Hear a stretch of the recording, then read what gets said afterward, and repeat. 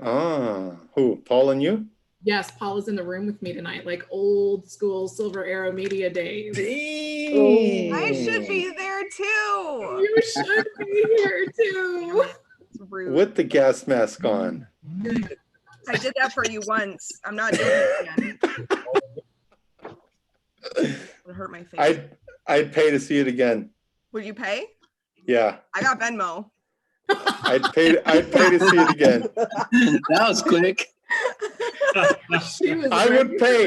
would pay for a badass picture with you with that gas mask on. I'd pay for that. Hell yeah. That'd be dope as hell. All right. Okay, guys. So, and by the way, Kat, your hair looks lovely. I love that you're doing the curly thing again. I forgot that it did this. The waves. Yeah. So we have some new folks here tonight. So we have Anna, who's never joined us before. So Anna, Hello. do you want to say hi? I finally hear you guys. Yes. Oh my God. Is that who I think it is? It is who you think it is. Oh my goodness. How are you guys? Hello. Yeah, and Anna was a staple of open mics back in the day and took a break from Instagram, and now she's back and she's looking incredible. And Thank you. so it's so awesome good. to see her pop back in. I know. And then we also have Jonathan. Is it Jonathan or Jonathan? Jonathan. Yeah, my mom is super Hispanic, so she spells it without the H. I mean, Okay. if you hear it, she says it Jonathan, but Jonathan. my name is Jonathan. Yeah. All right. Okay. And that's the Jaded Journal. So he's joining this evening. And then we've got What's up, man? Welcome. so We welcome that these one, folks. Let's go around the room just real quick and say who we are for the new people in case they don't know. Everybody, I'm Chris. I'm Poetica Ex Machina. I'm one of your 3 hosts this evening. I'm Kat. You're the ghost cat. I'm Kat. I'm Misguided Ivy. I guess I'm one of the 3 hosts. You are. Sure. Okay. Yeah. On Instagram, I'm Misguided Ivy, and yeah, I should be in that room, but I'm not because the virus. Quarantine. Quarantine. I'm quarantine. Who's next? Paul, hey, in portmanteau. I don't know. I'm here. Your producer Chris. Paul. What? Producer Paul. Yeah. With producer Paul. We'll get back Paul there. is the man. Best friends with BFAX. That's with right. Chris. That's So, right. All right, Oliver. Hello, I'm Oliver. That's me. Hey, Oliver. Tracy. Hey, guys, I'm Tracy, and I'm also Tracy on Instagram.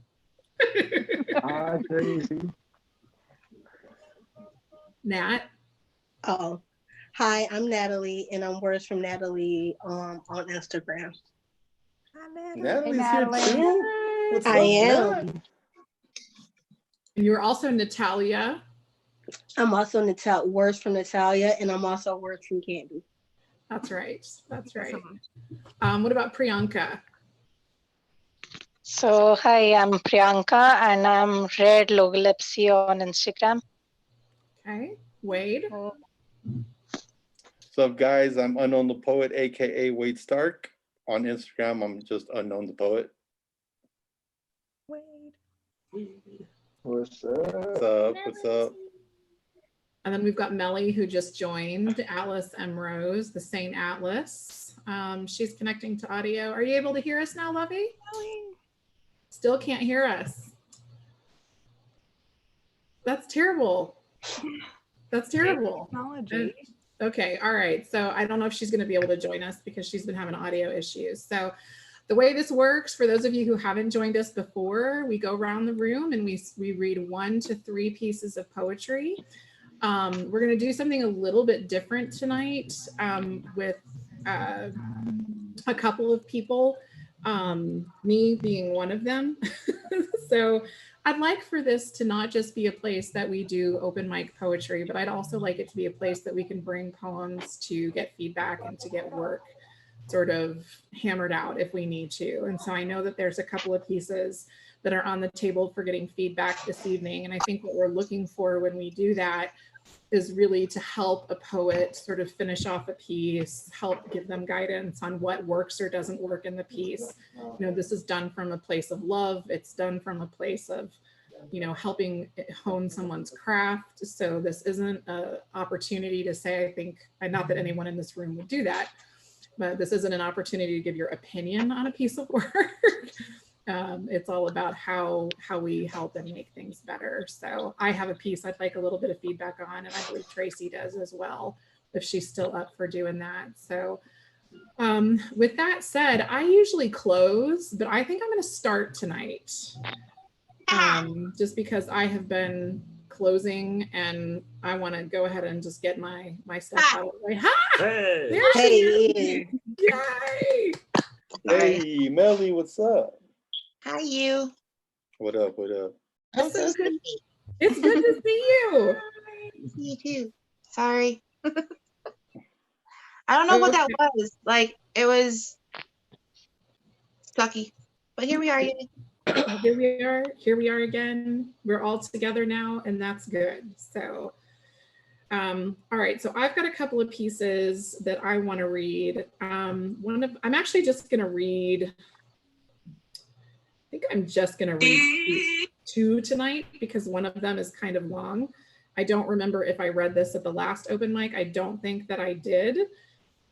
So please forgive me if I did and you're hearing it again. But this is called The Education of Christine. Sorry. Let's everyone go on mute while people are reading. I love you, Melly. I love you. Okay. It was the 5th grade when I went to bed a child and woke up a B cup, the first blush trappings of a young woman strapped on the chest of a girl who still played with Barbies. I remember those first days, the way the boys tried to snap bra straps that didn't yet exist, and I didn't know how to tell my mom that I needed them. I learned. Dick Lips was the song sung to me on the way to school in the 6th grade. My too big mouth, a budding promise of pleasure seen in magazines and dad's porn videos. I didn't know what it meant then. I learned. B cups gave way to C's in 7th grade when on a dare, boys would run by me in the halls and painfully grope my tender breasts as they passed. I learned to walk with arms crossed over my chest.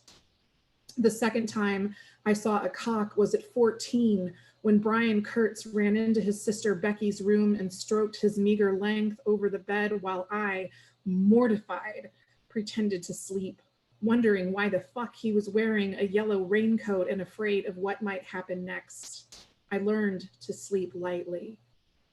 Fast forward to 11th grade when I decided to bestow my virginity to H.A. Cross, only to learn that his friends were in the closet, listening to him fuck the space between the mattress and my ass rather than me. The shame of both being watched and the failed attempt at sex attributed to me rather than him spread through the school and made me a target. I learned how to have a thick skin and always be aware of my surroundings. Later, I became a challenge to men who in the end found me lacking because my trauma made it difficult to get off. John Chaney got frustrated. Sheridan Douglas told me I just must not want to come. They took their sore egos and left me feeling frigid and defective. I learned to fake it. In college, I bloomed and found confidence in a body that had always let me down before. It was a golden age and I was beautiful. The men at the boat plant I worked for thought so too and tried their hands with me. I refused them all, only to find one had pinned a pair of panties to the break room wall and claimed they were mine, the trophy of an imagined conquest. I learned perception is truth. It goes on, from bosses who told me to bring my notepads and my knee pads and gave my hotel room number out at conferences, to a husband who told me the only acceptable way to show love was with sex, to unsolicited dick pics and opening salvos of wanna be my cum slut in the world of online dating. I learned that my body is a commodity. an object of both scorn and desire. Most importantly, it seems to be the only way men can relate to a woman is through a haze of privilege and lust that discounts us down to our measurements and what we are willing to do in the bedroom. I am still learning, and while I feel it's important to honor and put in their proper place the lessons I have been taught, I welcome a new curriculum as I age. I learn to survive. I learn my worth is measured by how I share my innate gifts with the world, how I show compassion and kindness, the ways I love healthfully and wholly, how I respect my own body, and perhaps most importantly, how I pass on this new learning to younger women and model for them how to do the same.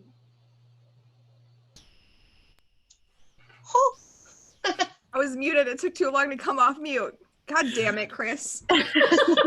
Holy shit. That was really good. Thank you. That's Thank nice, you. Chris. Thank you, That- Vivek. I never have anything to say to that, man, for real. That one guts me every time. Every time. It, Wow. Yeah, makes me well, feel that's it makes me good. feel sad that women have to Right? go through that shit. Yeah. She read it to me while I was in freaking Target, and I was like, "What?" Is that why you lost? Like, she calls me, right? And I'm talking to her, and she's like, I want to read you something. And I'm like, I'm shopping. And she goes, okay. She starts reading, and I'm like, what am I supposed to do with this right now? What am I supposed to do with this right now? I was like, I'm in public, damn it. I'm in public, damn it. I know, but you made it through. It's okay. I did. Thank you guys so much for that. So the second piece that I'm going to read is interesting. It came about because, as you guys know, Tracy has sort of started her foray into writing poetry, and she's been sharing that with us as she goes. And another friend of ours as well has been writing a little bit. And they came up with this idea of us doing sort of a poetry exchange, which is very similar to our prompts that we use on Instagram. And the prompt that we wrote against this time was the phrase, "the God of my understanding." And so this is my take on the piece of the God of my understanding. And I'm not entirely sure about the end of this piece. So I'm curious to know sort of what your I'm curious to know what your feedback is, sort of all about the entire piece, but I'm also curious to know about the ending in particular. So this is my take on the God of my understanding. I have never been at risk of being a saint, miracles in short supply as they are, none in my name save that I'm still alive. No, I'm a sinner, honest and habitual, sometimes repentant, always ashamed, and likely to continue as long as it feels good. I chased men and easy highs before it was appropriate, and I've never put much work into saving myself. Still, there is beauty in me and all the redemption I'll ever need to pass through the gates when I'm gone. If only I'd give up this uncommon despair that I am meant for common things and take the hands held out to me. If I'd give as much credence to what I'm capable of as I do to the things I fear, I am made in the image of perfection. And even if I'm not proud of all that I've done, I can still be welcomed home by my maker. I can still be free of all the weight that holds me down. I've never been at risk of being a saint, no, but maybe, just maybe, I am a miracle. Maybe I'm not wrong after all about who I am meant to be. These are the mercies I believe in. This is the heaven of my youth. This is the God of my understanding. I like it. That's beautiful. Thank you. Why don't you like the end? I didn't say I didn't like the end. I'm just not sure about it. What aren't you You're sure not about? Jinx. That's what I You'll miss said, but something. just differently. I think it's a perfect way to end it. It like encompasses it from like the title all the way to the end, what you're trying to say. So it makes sense in the context of the rest of the piece. Yeah. Yeah. To me, it did. Okay. I would keep all the way through for sure. What was that? I said it was deep all the way through for sure. Mhm. So, Okay. You don't always have to end it like with like a freaking explosion at the end, Chris. But it was kind of It's cool. It's cool to kind of give us that incline, then kind of just like The bring us gentle down slope slowly. down.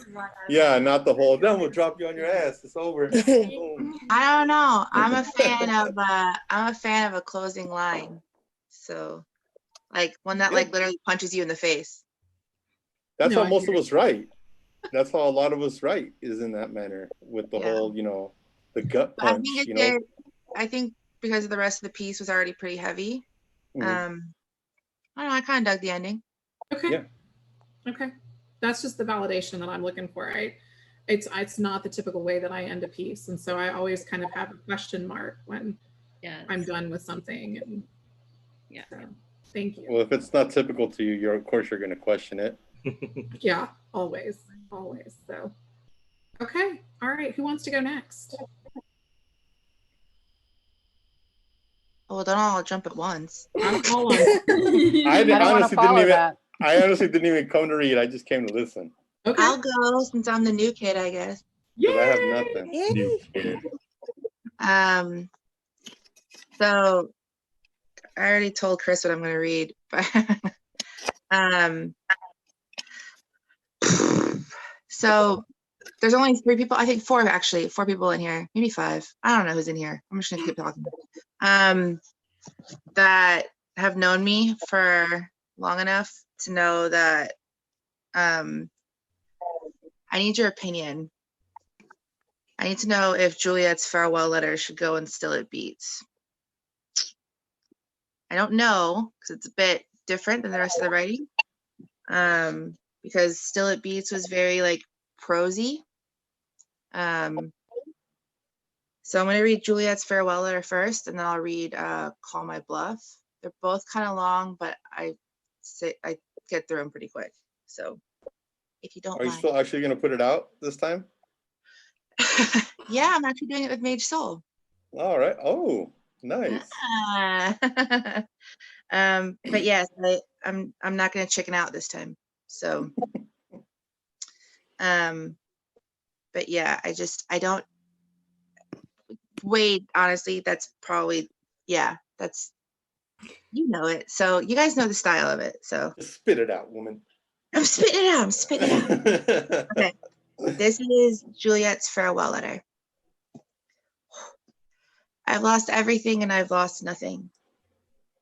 Too often, I wonder which one he was. I swallowed a pill to make me small enough to live within the valves of his breath, to become the one thing worthy of taking his life. We call it love, but truly know nothing of the word. A poisonous thing, a wretched thing, call me fatal. I am a sanctuary of seasons, a year, learning the different tastes of mourning. Winter howls beneath a wailing moon, sorrowful hearts drown in the lake of dreams.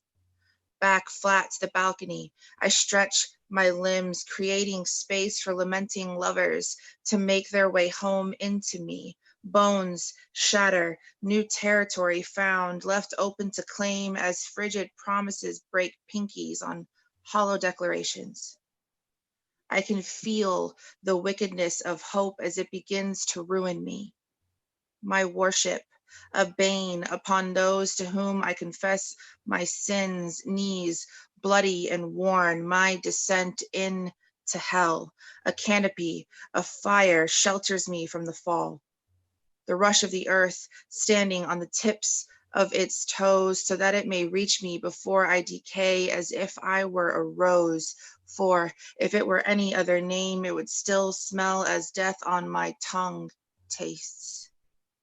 His etymology, annihilating the serenity of my sonnet-stained lips, a plague upon all traditions followed in the name of euphoric saints. There is an angry God declaring his vengeance on Aphrodite, branding my skin with tales of Delilah and Samson, Cleopatra and Mark Antony.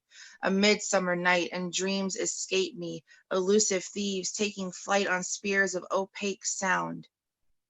Quintilis arrives behind my eyes, ever changing their hue.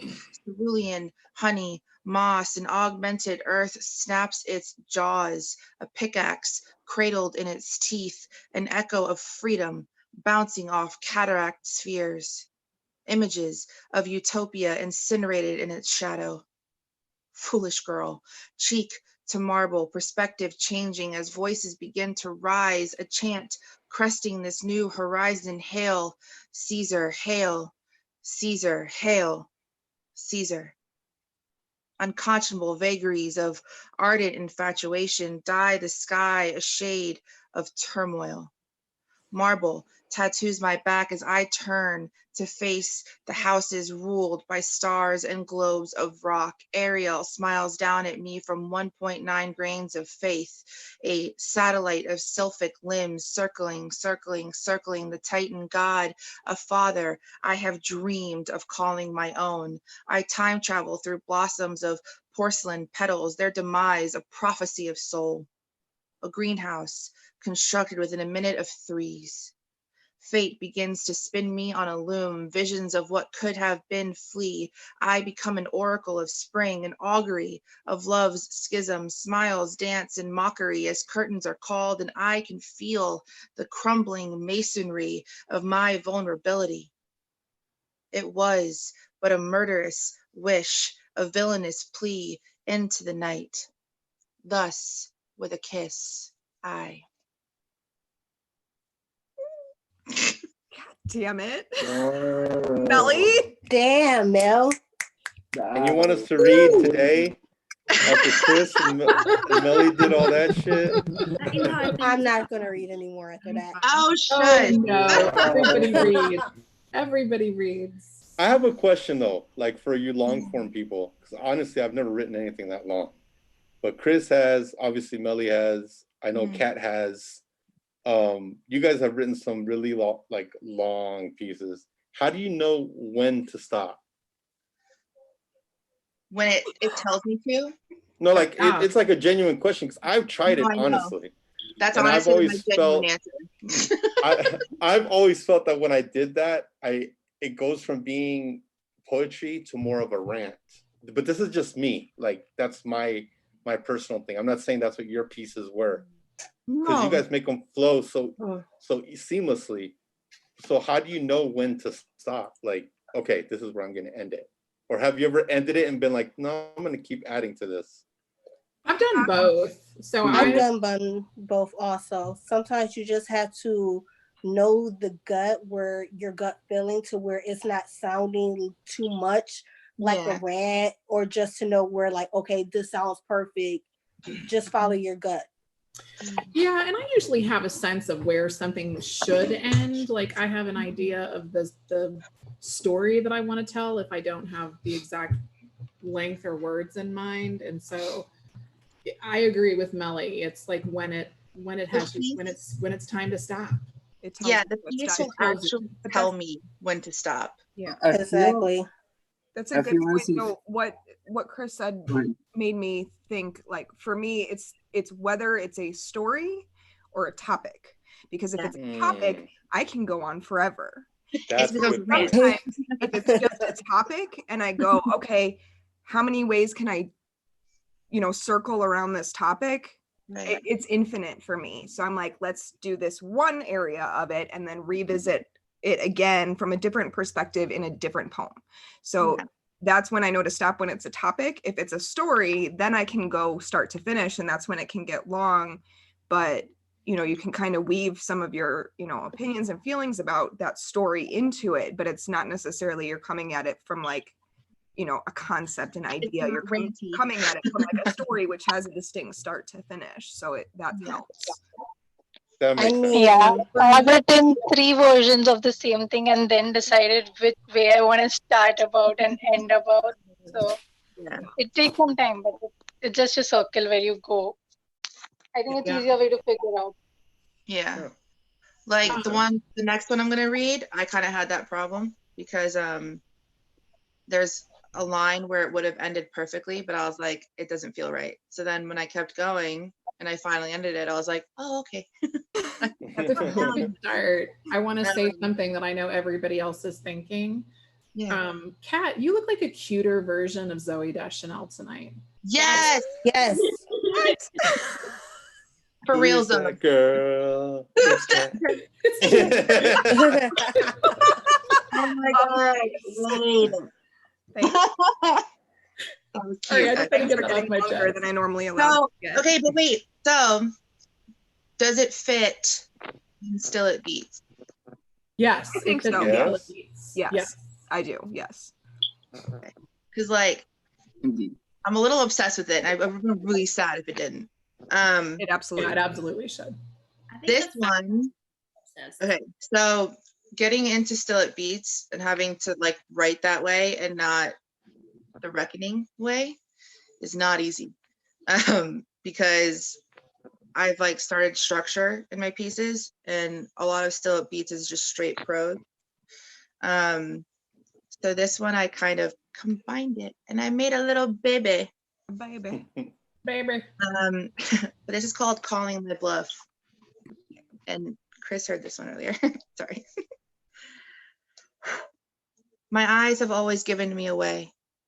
They're too big, too brown with honey swirl, too much space to throw pennies or voices, hoping, wishing, praying there will be an echo, or suddenly you become a prince or a princess, the penny doing its job.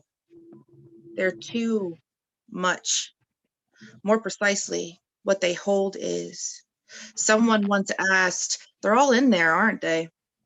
I panicked. No, they're just passing through. I swear, please, all of them. The whole of they. I am all at once a child, afraid my mother will find the glass I broke but hid under a pillow on the couch I should not be on.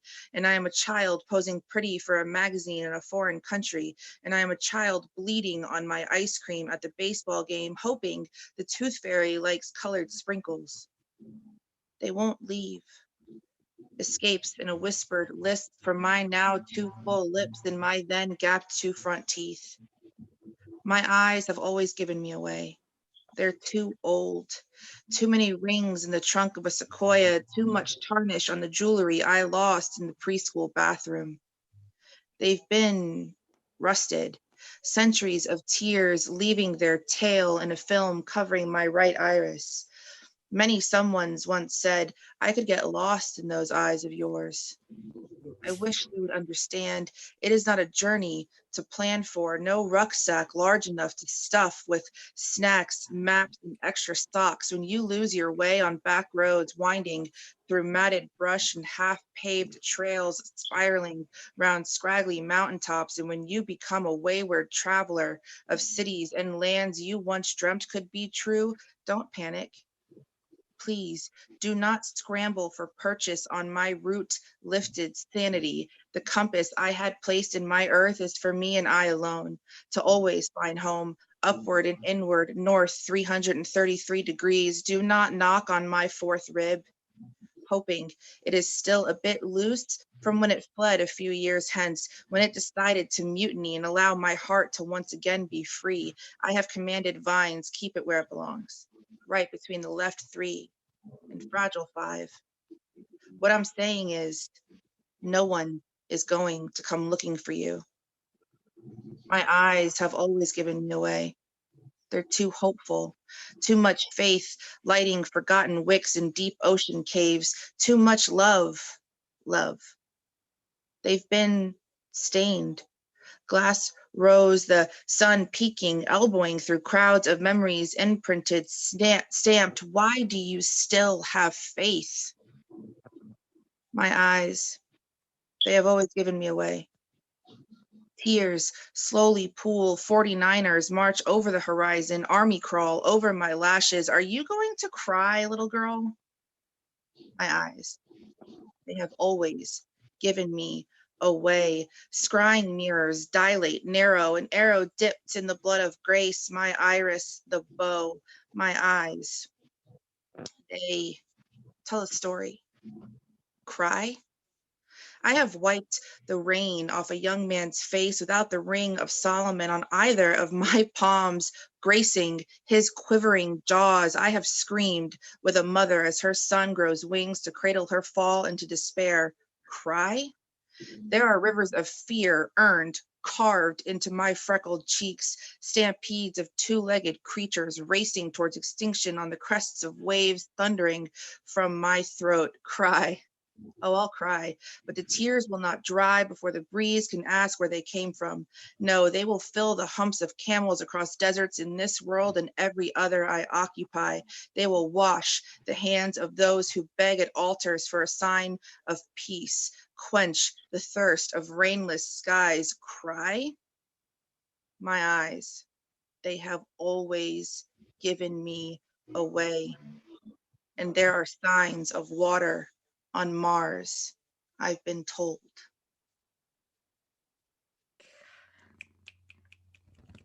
Hot damn. I thought I wasn't gonna cry during that until you said, "What are you gonna cry, little girl?" And I was like, "Yes, I am." Well, yeah, I am gonna be a little girl, and I am gonna cry. I'm gonna cry about it. I'm crying right now. So yeah. Incredible, That Melly. was so amazing. Thank you. I didn't think I was gonna cry, but I started to get teared up at the end. I was like, shit. Shit. It was incredible. Incredible. Thank you so much for reading tonight, Melly. I appreciate it. Yes, thank you. This is nice, actually. This is kind of cool. It is kind of cool. It's different. You get to hear people and like, it's like, oh, hey, you did it. Thanks. Yes. Oh, by the way, really quick, where I wanted to end it was no one's gonna come looking for you. Okay, I can see that. Yeah, I can see that, but I'm glad you Yeah, didn't but I'm end it glad you there. kept going. Yeah. Yeah, Yeah. definitely. Yeah, Yeah. sure. Because when I first did it, I was like, oof, no. I answered your question, Wade. It wouldn't let me. So Yeah. I do that a lot, where I try to add more on to the end, mhm. and I always end up taking it off. You're like, I'm good. People have known me for leaving cliffhangers on my pieces, Yes. and I do it on fucking purpose. I love making people, even though it's like not the norm for writing, I guess, but I like leaving it open for interpretation on purpose. So a lot of the times if I leave a cliffhanger and people think that it's incomplete, it's because I actually want to see how the reader ends it themselves. I like, yeah, that's good. especially- I like that. Especially people that can relate to the pieces, I kind of leave it open just so they could be like, it becomes part of them, it becomes part of their story. I've actually Becomes always their liked that story. about your pieces, because then you'll leave it, and then in the caption, you'll either put it in the caption or you'll comment how you want it to end. Yeah. And that's I really do cool, that. though. I do No, do that a lot. I like it though. It kind of, because you don't really, as like the reader, you don't think that the person who wrote it's going to be in the comments. So when you go down to it, you're like, oh, this person oh, it's him. Fair Yeah, enough. people don't notice that I have full-blown conversations with myself in the comments. I've done that. I've done that a lot. Yeah. A lot I of times. noticed. Yeah. Nice. But yeah, thank you guys, by the way. Yeah, Yeah, good job, Melly. thank you. I loved it, as Yeah, usual. that was awesome. It was. So who'd like to go next? Before anybody starts, I'm gonna be off now. Okay. All right, Priyanka, thanks for coming. Thanks for coming, Priyanka. Bye, Bye. Priyanka. Thank you guys. Enjoy. You too. Okay, so who said they were going next? I'll go next. Okay. So this first piece that I'm going to read is kind of about my writer's block, because sometimes I feel like I just lost my voice, and no matter what I try to write, it just never comes out right. So this is titled To the Girl That Lost Her Voice. To the girl who lost her voice, it doesn't mean that you are voiceless. It just means that something is happening that you are yet capable of understanding how to place the right words into the right place. So we know that you mean no disrespect when you ask for us to give you a little space. To the girl that lost her voice, it doesn't mean that you no longer have the choice to write the words that you need to say. It just means that you're asking the Lord to guide your pen for one more day. To the girl that thought she lost her voice, you didn't lose your voice at all. You just came to realize that everyone must fall to rise so they can refocus on claiming their prize. And that's it. I love it. I love that. Yeah, I was deep. And I Thank like you. the Lord guiding your pen for another day. Yeah, that was Yeah. wonderful. Yeah. That was like it like stuck in there and I was like, ooh. So, oops, hold on. Yeah. And then my next piece is titled War Cry. I was supposed to write to this about a year ago, but it just didn't make sense. It's this song that I had planned on my Instagram. But now with everything that's going on with the COVID-19 and the whole entire world just being on lockdown, I felt like this is the perfect time to come out with War Cry. And here it is. Now, this is a poem I normally wouldn't do, but I feel like it's something that I must do. People are dying every day from this pandemic that we call the COVID-19, while the other half of the world is begging for their souls to be free. From the guns and the violence that's taking our kids every day, I'm starting to wonder, how did we lose the will to pray? To pray for the better day that everything will come. To pray for better day that everything will be okay. To pray to God to just give us the will to stay sane. So let me start off by doing something that I normally wouldn't do, which is dropping to my knees and humbling myself unto you. Let me start off by asking the Lord to forgive me of my sins. Forgive me for not talking to you as often as I should. And I'm not just speaking for me. I'm speaking for the world as one.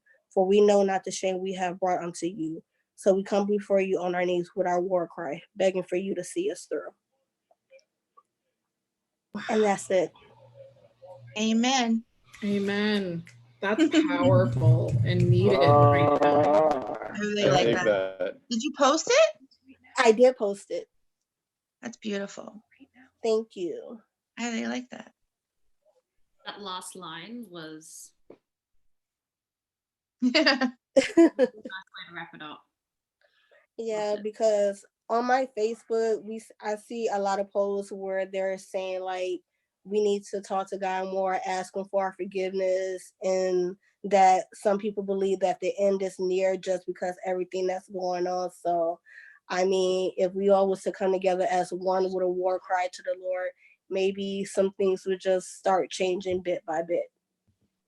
Maybe. Somebody got to hear it. And that's all. Maybe. And that's it. Good job. That was Thank good you on so that. much, Natalie. Thank you. Thank you. All right, who's next? I'll read a few pieces. Okay. Even though I said I wasn't going to. Yay! I'm going to read a few from my book, just because I don't have anything new written. From Piece by Piece. Here's one called Broken Rules and Bruises. Piece by Piece was like a real prose-driven book. So it kind of comes from a place like that I never really wrote from, like compared to the first book. First book, I was just talking a lot of shit. This one, I actually, there was a lot of more of a thought process, I guess you could say. So this one's called Broken Rules and Bruises. I broke the rules. I wasn't supposed to fall like this. You are the forbidden fruit that dangles deliciously from the branches of love's tree. I clawed and climbed the bark foot by foot until I reached the branch you dangled from. My fear of heights didn't matter. I wanted you and have the splinters and bruises to prove it. That was the end of that one. Oh, Damn. yeah, that was sexy. I do that from time to time. I thought that was sexy. I don't know if we all know this or not, but Wade's a sexy dude.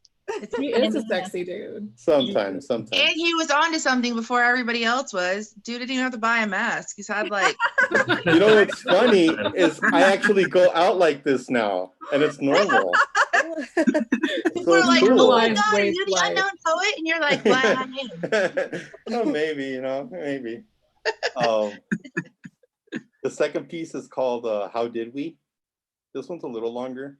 This is one of those pieces where I wrote, I was like, okay, where am I going to end it? And I just kept writing, and I went back and moved one piece to the middle, then one piece to the end. It was just like all scrambled up, but I think it came together pretty well at the end. As dusk turns to dawn, my body lies motionless on the floor.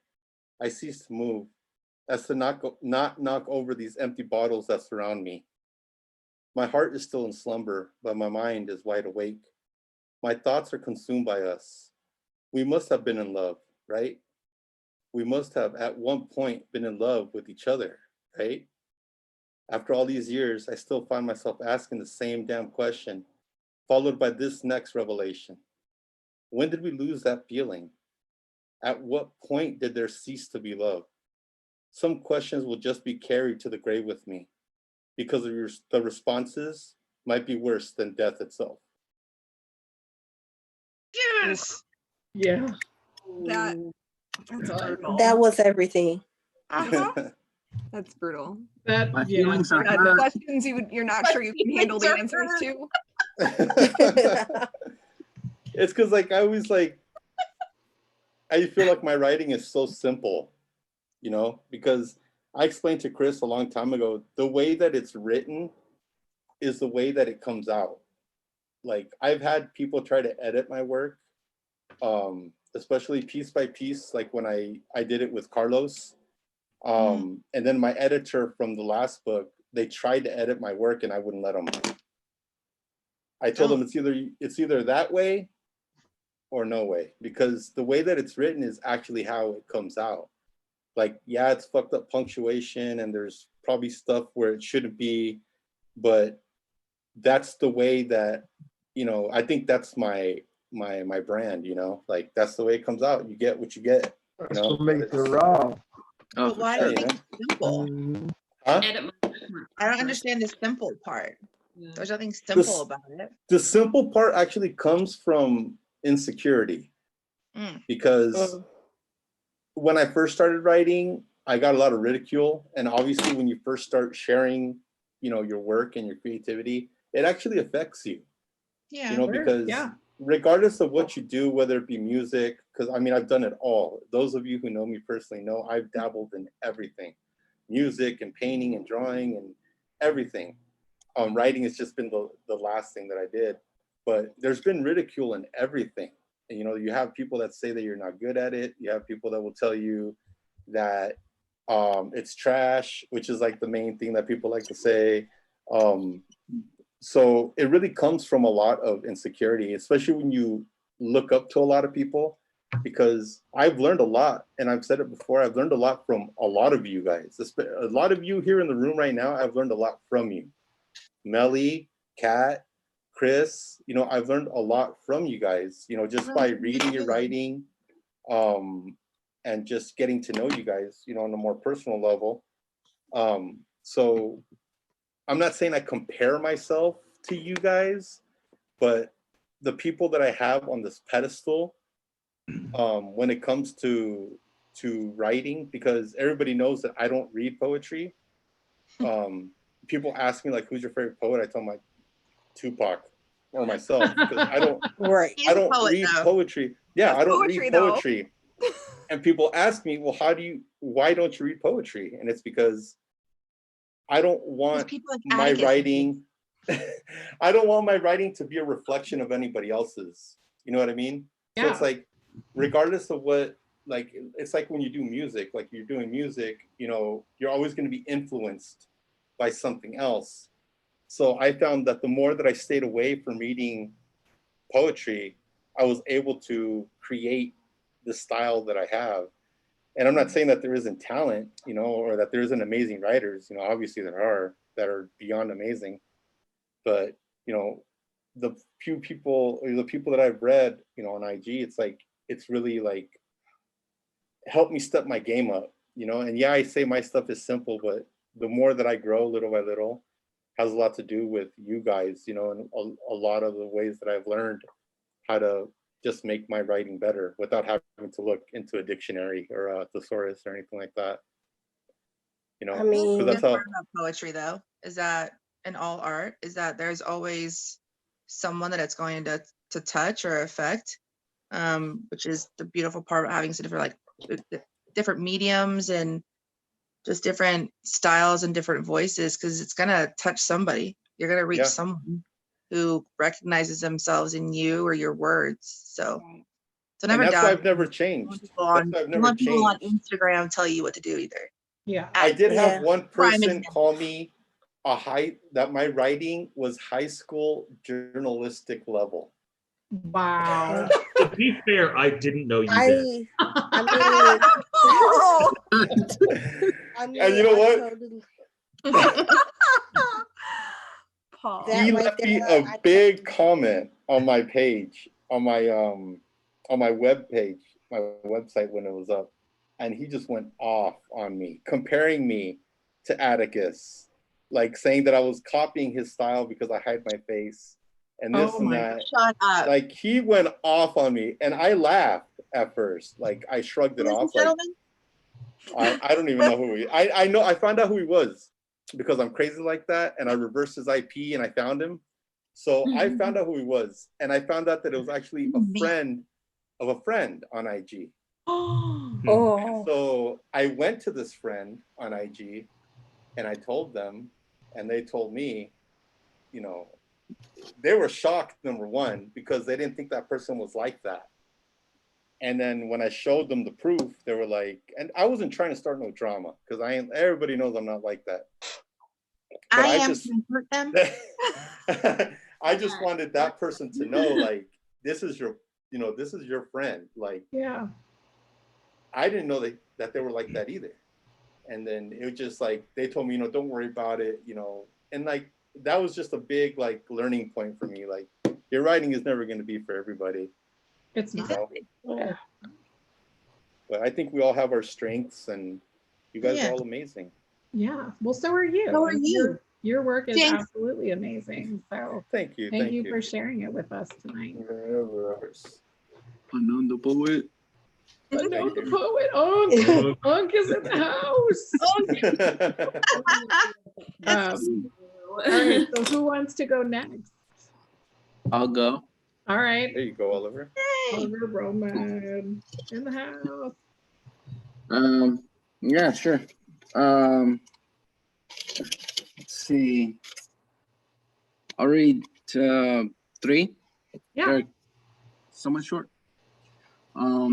This one I titled Love Rampant in My Soul. Happy ending, complicated beginning. Same verse, different story. Tonight, love is rampant in my soul. I know what you thought. This is a man writing. He's getting late. Too late. That's already happened. I'm here to apologize on behalf of my gender, those who recognize that love is more than just sex.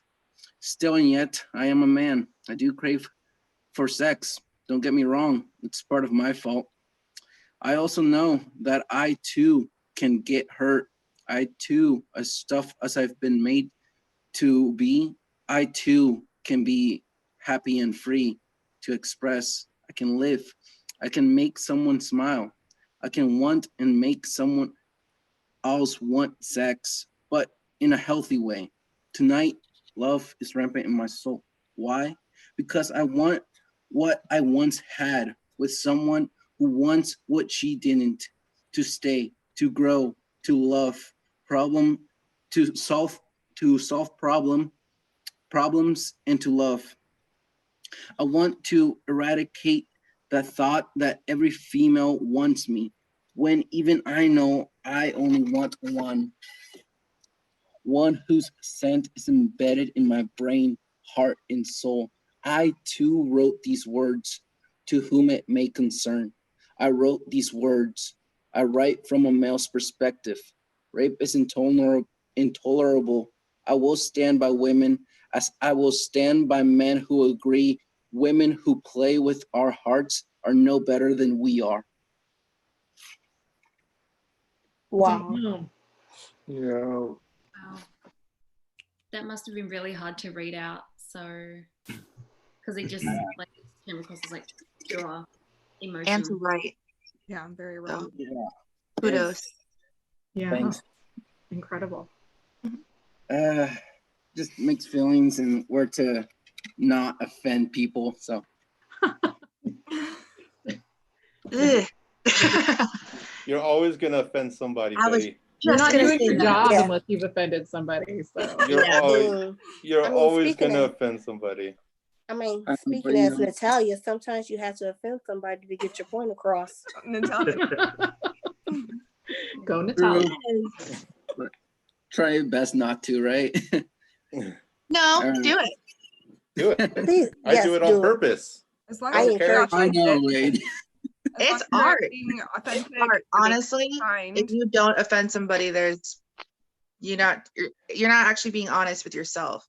Because if Now, if you you're do offending something some, and you write Go a ahead. piece that actually means something to you, you're gonna offend somebody. now if you offend somebody at targeting them, Yes. that's when you got to look inward. Hmm. You know what Yeah. I mean? That But is if you're writing something that from is the heart and someone gets offended because they either misinterpreted it or misread that, that's on them, bro. That means they got something on, going on up here. that's right. That's not true. That's right. If you're triggering somebody in a way, you're doing them a favor. Mhm. Exactly. That, yeah. I mean, Oh, I missed you. speaking from experience, in my second book, To Whom It May Concerns, I titled that because I could be talking about anybody. Any of Totally. my things, I could be talking about anybody. Now, if you feel like that I'm talking about you, just like Wade said, then that means maybe you need to go back and figure out, okay, what am I doing wrong for Yep. this person to be talking about me? Yep. Yep. Mm. That's a Exactly. mentality I've always agreed with. If you read something and you think it applies to you, maybe that's a sign that Probably you. it does. And maybe it's not directed at you, but maybe it does apply to you because you're Yeah. taking it personally. Right. Yeah. All right. Moving on to the second piece. I titled this one, Love is at the Tip of My Tongue. Imagine this, if you will. Imagine what we would have been. Imagine your lonely nights, in the days caught off guard, in the afternoons that the heart doesn't bother to stop. For that a split second, whether I remember you or I crave that it was you in my eyes, you will remember our first encounter. You will remember our first kiss. I will not hesitate to imagine I once had this. Love is at the tip of my tongue. Why? Because I so vividly remember that scent, those eyes, that chest, your hair, and your lips, that everything that I that I caressed, the forbidden, forgotten names, the whispers and screams of the flesh, the fact that I still lean like an idiot and pretend your kiss is there. Love for body parts that reproduce. Notice everything I've written up until now is for both male and female to use. But for love that is pure, raw, candid, exclusive, and trustworthy. That is why tonight love is at the tip of my tongue. That's beautiful, Oliver. Beautiful. Thank Yeah, you. man. Writing is changing. Yeah. It really has evolved a lot. Yeah, you are. I remember it. the first time Oliver joined one of my lives, he had 2 pieces on his page. Actually, he had 2 pictures on his page. One of them was a piece and one was of himself.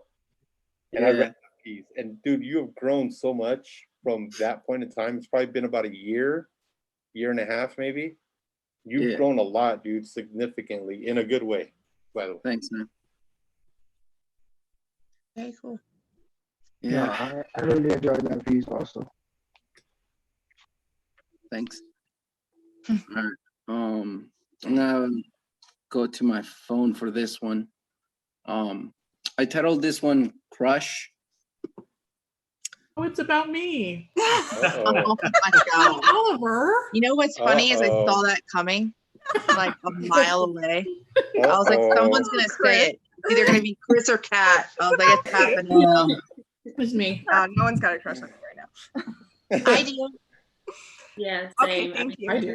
Thank you, everybody. We're having a bad day. That helps. You're giving away my secrets and The internet. What are you doing? What are you doing? Okay, sorry. No, okay. Sorry, Oliver. Sorry, didn't mean to That's all derail. right. Oliver, read your poem. Okay. Yeah. I titled this Crush, and here it goes. I saw a glimmer in your eye for the very first time. Your pupils were like shooting stars passing by. As they scanned for intention, as I pulled your face forward, before our fate, before our lips touched, before our minds collapsed, before Cupid had our hearts struck. She fell, but I stood up. She held on, but I picked her up. She wanted to stay, but I wanted to walk away. It wasn't going to work unless each of us gave. And so we did. We walked in a 45-degree angle, neither one of us single. She learned my tongue and I her lingo. We don't have any regrets, for it was the very first time and the last time we met.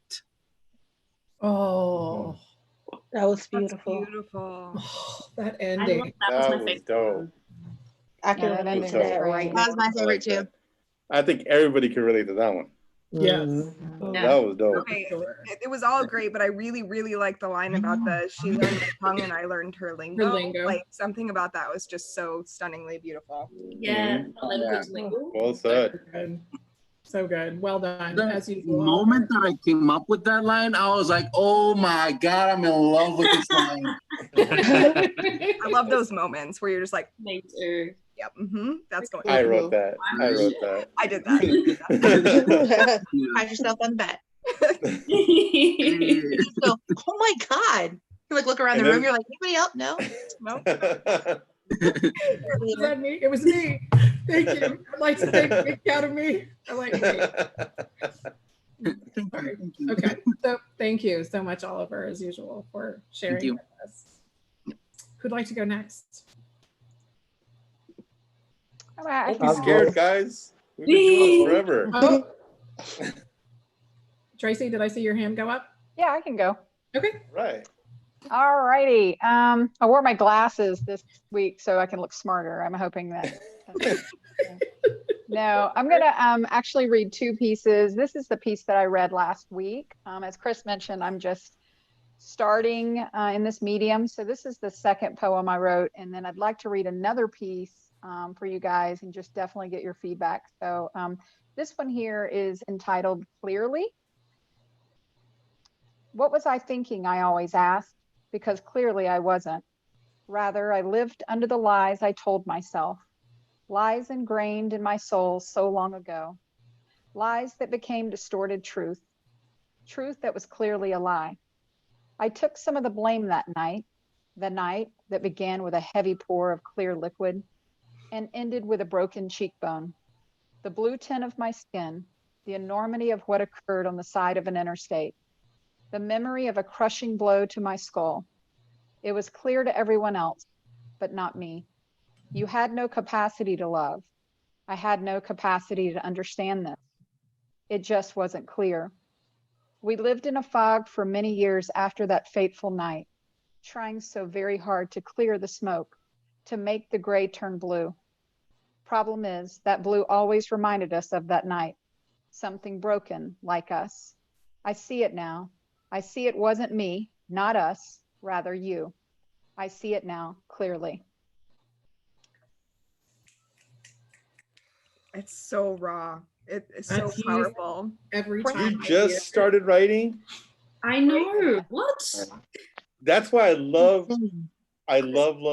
when people just start writing, to hear them say, I just started, because the emotion that comes from people that are just starting, that aren't like in any way like conforming to anybody else around them, is Yes. amazing. Because it just comes out raw and how it is, because they aren't like, you know, They're not trying to be like influenced by somebody else. any- Oh, exactly. I love it. I love how like I could tell that was written by you, like coming from the most truest place. That's so amazing. I love There that. is a purity of voice when you're new to writing. That's 100%. amazing. Thank you. And but that piece on its own, regardless Incredible. of tenure of writing is impactful and raw and beautiful and scary, and it carries so much weight with it. It's really a well done piece. And it's also relatable, unfortunately. Unfortunately, but yes. I'm just like, and not even just like the same type of pain, but in the sense that I think we've all been there where you don't want to leave, and you don't see it, but everybody else does. And you're like, I don't see it until you're out of it. And you're like, oh my God. Damn. Got it. Yeah, I see it now. Oh, right, all along. It was that? clear, Right. You're right. Okay. That's what, all right. Mm-hmm. No, it was interesting reading. I think that was maybe the 4th or 5th time I've read that. And in the middle of the reading to you guys tonight, like there was a surge of emotion. I'm like, shit, keep it together. Yeah. You know what I mean? As I was reading it. So it's very therapeutic for me as well. So thank you guys for letting me read You that. read it beautifully. Yeah, you did. Thank you. If you continue writing, Mhm. like in the years to come, you're going to look back at pieces like this and you're going to see how you changed. Yeah. I mean, Mhm. you're gonna change regardless. Like, and I'm not saying for the bad or that you're gonna start getting influence and your style changes. It's just that you start building on what you already are. So, when you start looking back at your work, because a lot of us will look back at our work and be like, "What the fuck is this?" Like, man, I can't believe I wrote this. But you started from somewhere. You know what I mean? Yeah. So when you look back at your older work, don't ever look at it as a bad thing, regardless of how bad you may think it is or whatever. It's your path and your growth, throughout the years and time. You know what I mean? Yeah. So No, that's awesome. Thank you. I mean, just from speaking from experience, just to piggyback off of what Wade was saying, I had a writer's block, I want to say for like 12 years. And I want to say 3 years ago when I started my Instagram, some of the stuff that I wrote, words wasn't sounding right, misspelling or anything else. And some people had revamped their page. I'm one person that refused to change my page up because it just goes back and tells that story about how far I actually came along to, I'm scared to write, to actually breaking down that wall, to touching people's souls, because you never know who life you're going to touch with your words. And that piece right there, it was just beautiful. Yeah. Thank you. So Chris, do we have time for one more? We do, absolutely. Okay. So guys, this one I don't feel is finished. And I'd love your feedback on it. You won't hurt my feelings, I promise. Sort of, maybe not. All right. So as Chris mentioned earlier, so she and I and another friend had thrown out a topic, the God of my understanding. And so that's kind of going down this particular topic. So the God of my understanding. Are you there, God? It's me, Tracy. I've searched to know you my whole life. Search for the promises commonly found quipped on fiery bumper stickers. God is life. God is pro-life. Without God, there is no life. With childlike faith, I learned on Sundays a person can preach the gospel and on Tuesdays sell drugs out of their car. Hypocrisy or the human condition? I simply don't know. Over the years, I lived one life in the light with hopes to win your favor. Only good girls go to heaven, right? Keeping my secrets of the dark hidden. Desperation or the human condition? I simply don't know. My life is a collage of joy, of pain, of despair, of disappointment, of ecstasy, a kaleidoscope of smiles to cover the tears. What I thought about you was not. You see, I much prefer to think than feel, but to feel is what brought me to the God of my understanding, which is love. Ooh. Yeah, I was gonna say. That's what do you want us to say to that? Yeah, that's good. I got chills that are multiplying. That's what I got. Yeah. yeah. I actually have 2 notes. Yeah. Thanks, Chris. No, I'm just kidding. Leave it to Chris. They're 2 very minor notes. The first one is in where you say my life is a kaleidoscope of.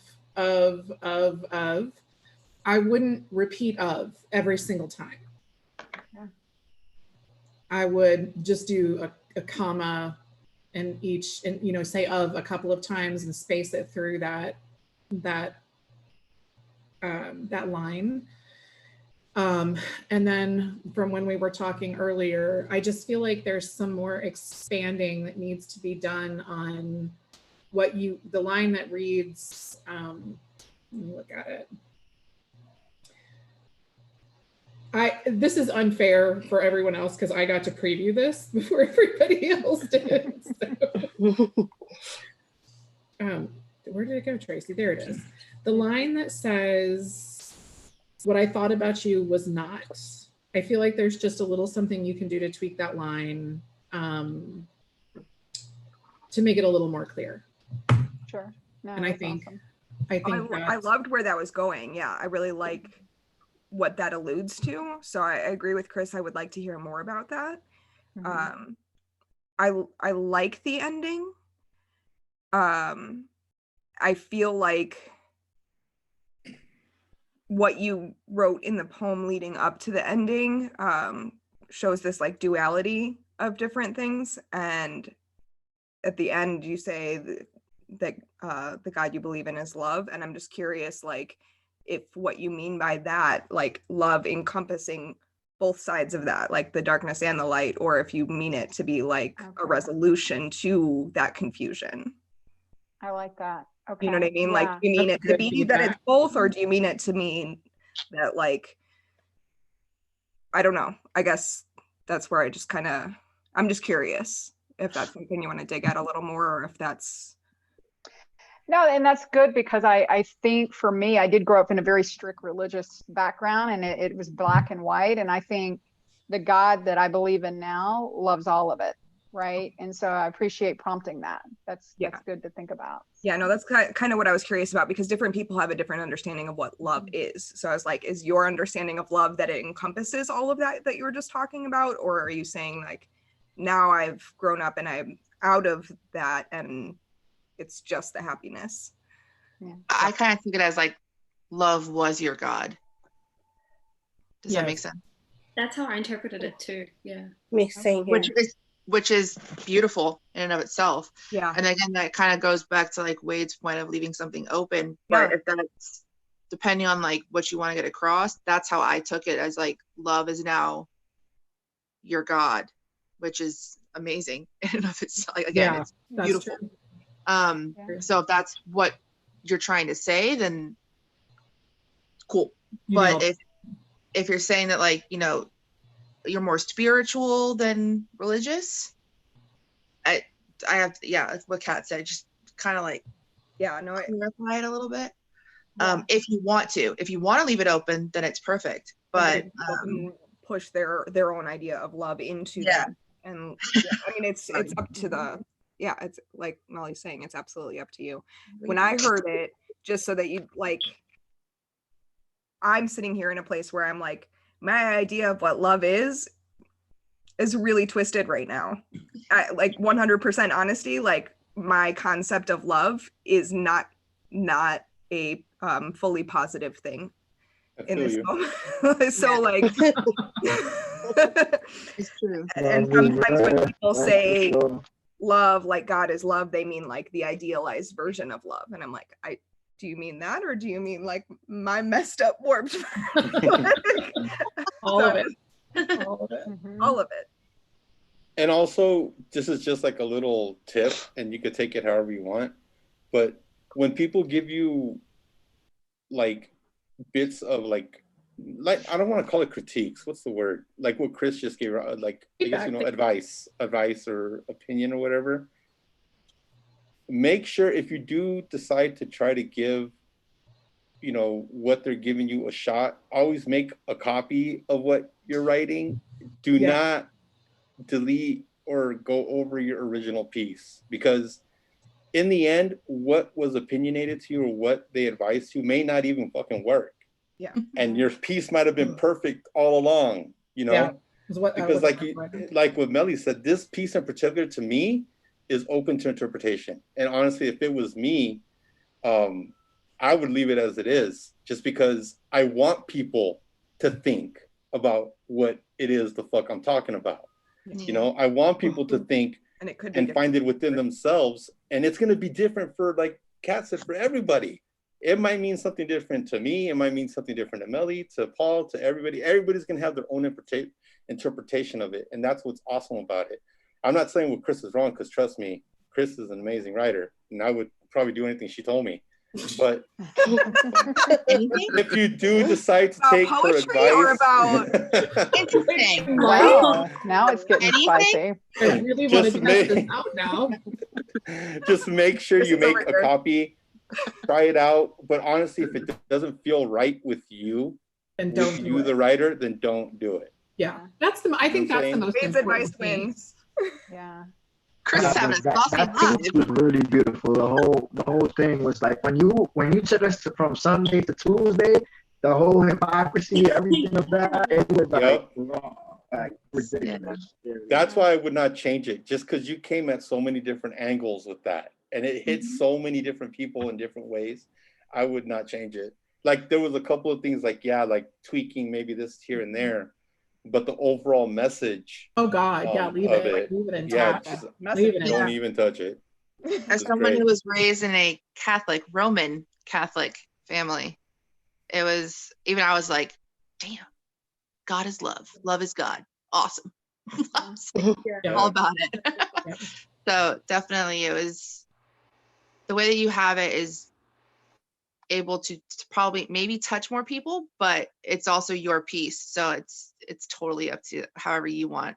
It is, and let me be clear about the feedback that I give to Tracy. Is I know what she's looking for, and as a beginning writer, she and I have had conversations about honesty and guidance and things like that. So lest you all think that I'm a total dick.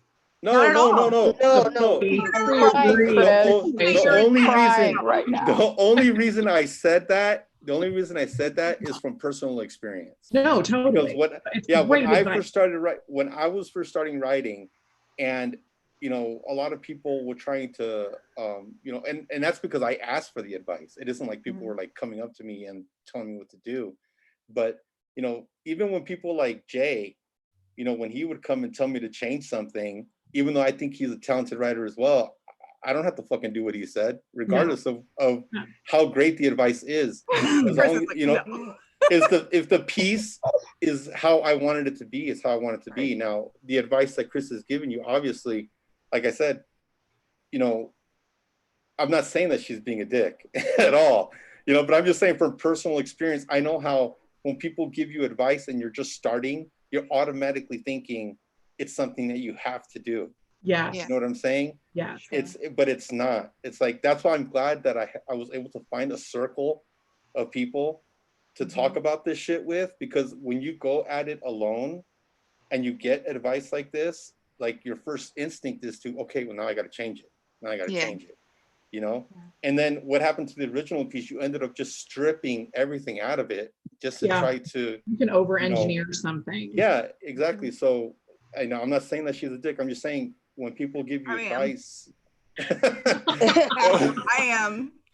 When people give you advice, don't. Sorry about your face. Sorry about your face. You do with the advice what you feel is right. Yeah, absolutely fair. And I always like, if I've asked for your opinion or if I've asked for your feedback, then yeah, I definitely want to take it. If you give it to me unsolicited, then it's your opinition. Yeah, there you go. So that's kind of how I filter things. But no, I specifically asked Chris, and we've been working offline because I have such respect for her art. But yeah, she can be a dick sometimes too. Let's be honest. Yes. Sometimes you can say fuck her. In with the win. I can be. I love her. It happens. That's why I love her. This is why I go to Chris when I'm like, this fucking sucks, because I know she'll tell me if it does. Absolutely. And it's funny when Chris goes Chris to is you in and a you tell her grumpy it mood sucks, is she's by like, the pieces that she okay. posts for the day. Nah, What? don't bother her. I know when Chris is in a grumpy mood by the pieces that she posts for the day, then I just know I'm not going to DM her today. It's really fun. It's also really cool when Chris asks for like critiques and you're like, all right. People have come to me for critiques before. Like, I think even Oliver, when he first started, asked me for critique once. And I told him, dude, I'm the wrong person to ask. I cannot critique people regardless if it's giving advice. I'm not the man or the person to Not do the it. guy to do that. No, I just Fair. I mean, that's you know what Yeah. your role is. I mean, everybody has different roles in the community. So mine is to be a dick. So Dude, you weren't a dick. I did actually, it did make sense though, because it'll help with the flow. yeah. And it's an editorial note. It's not really even critique. It's more like exactly. for flow purpose. Oh, It's and seriously, it's editorial not note. about me. It's about the power of her piece. So. You're taking it too absolutely. personal now, Yeah. Chris. All right, you're taking it too personal now. No, I didn't say you're a dick. All right. I'm ending this call. bye. No. All right. So Tracy, thank you so much for sharing both of those pieces tonight. It's incredible. Thank you so much. Kudos. Fantastic. And you're another one of those assholes who just started writing. That's what I was about to say earlier. Chris keeps pulling all these people who are like, I'm not really a poet. I've never written before. And then they just come in here and they drop a bomb and we're like, "Wait, what have we been doing all along? You just write one thing and it's just, what the? It's not fair. And I'm mad, but I'm also really happy for you. Yeah. I am too. Welcome. To Just be prepared. To be quite honest, like it's all downhill. It's such a brave thing to do, though. Like, it is. It is, and I don't think we give you guys enough credit for like your first time reading. It's such a big step, and I think those of us who have been doing it for a long time forget how nerve-wracking it is in those early days, especially if you're new to writing at all, much less sharing. Like doing both of those things at first together all at once with a group of people who've been doing it for a long time is such a huge, brave, like raw and vulnerable thing to do in and of itself outside of the poetry.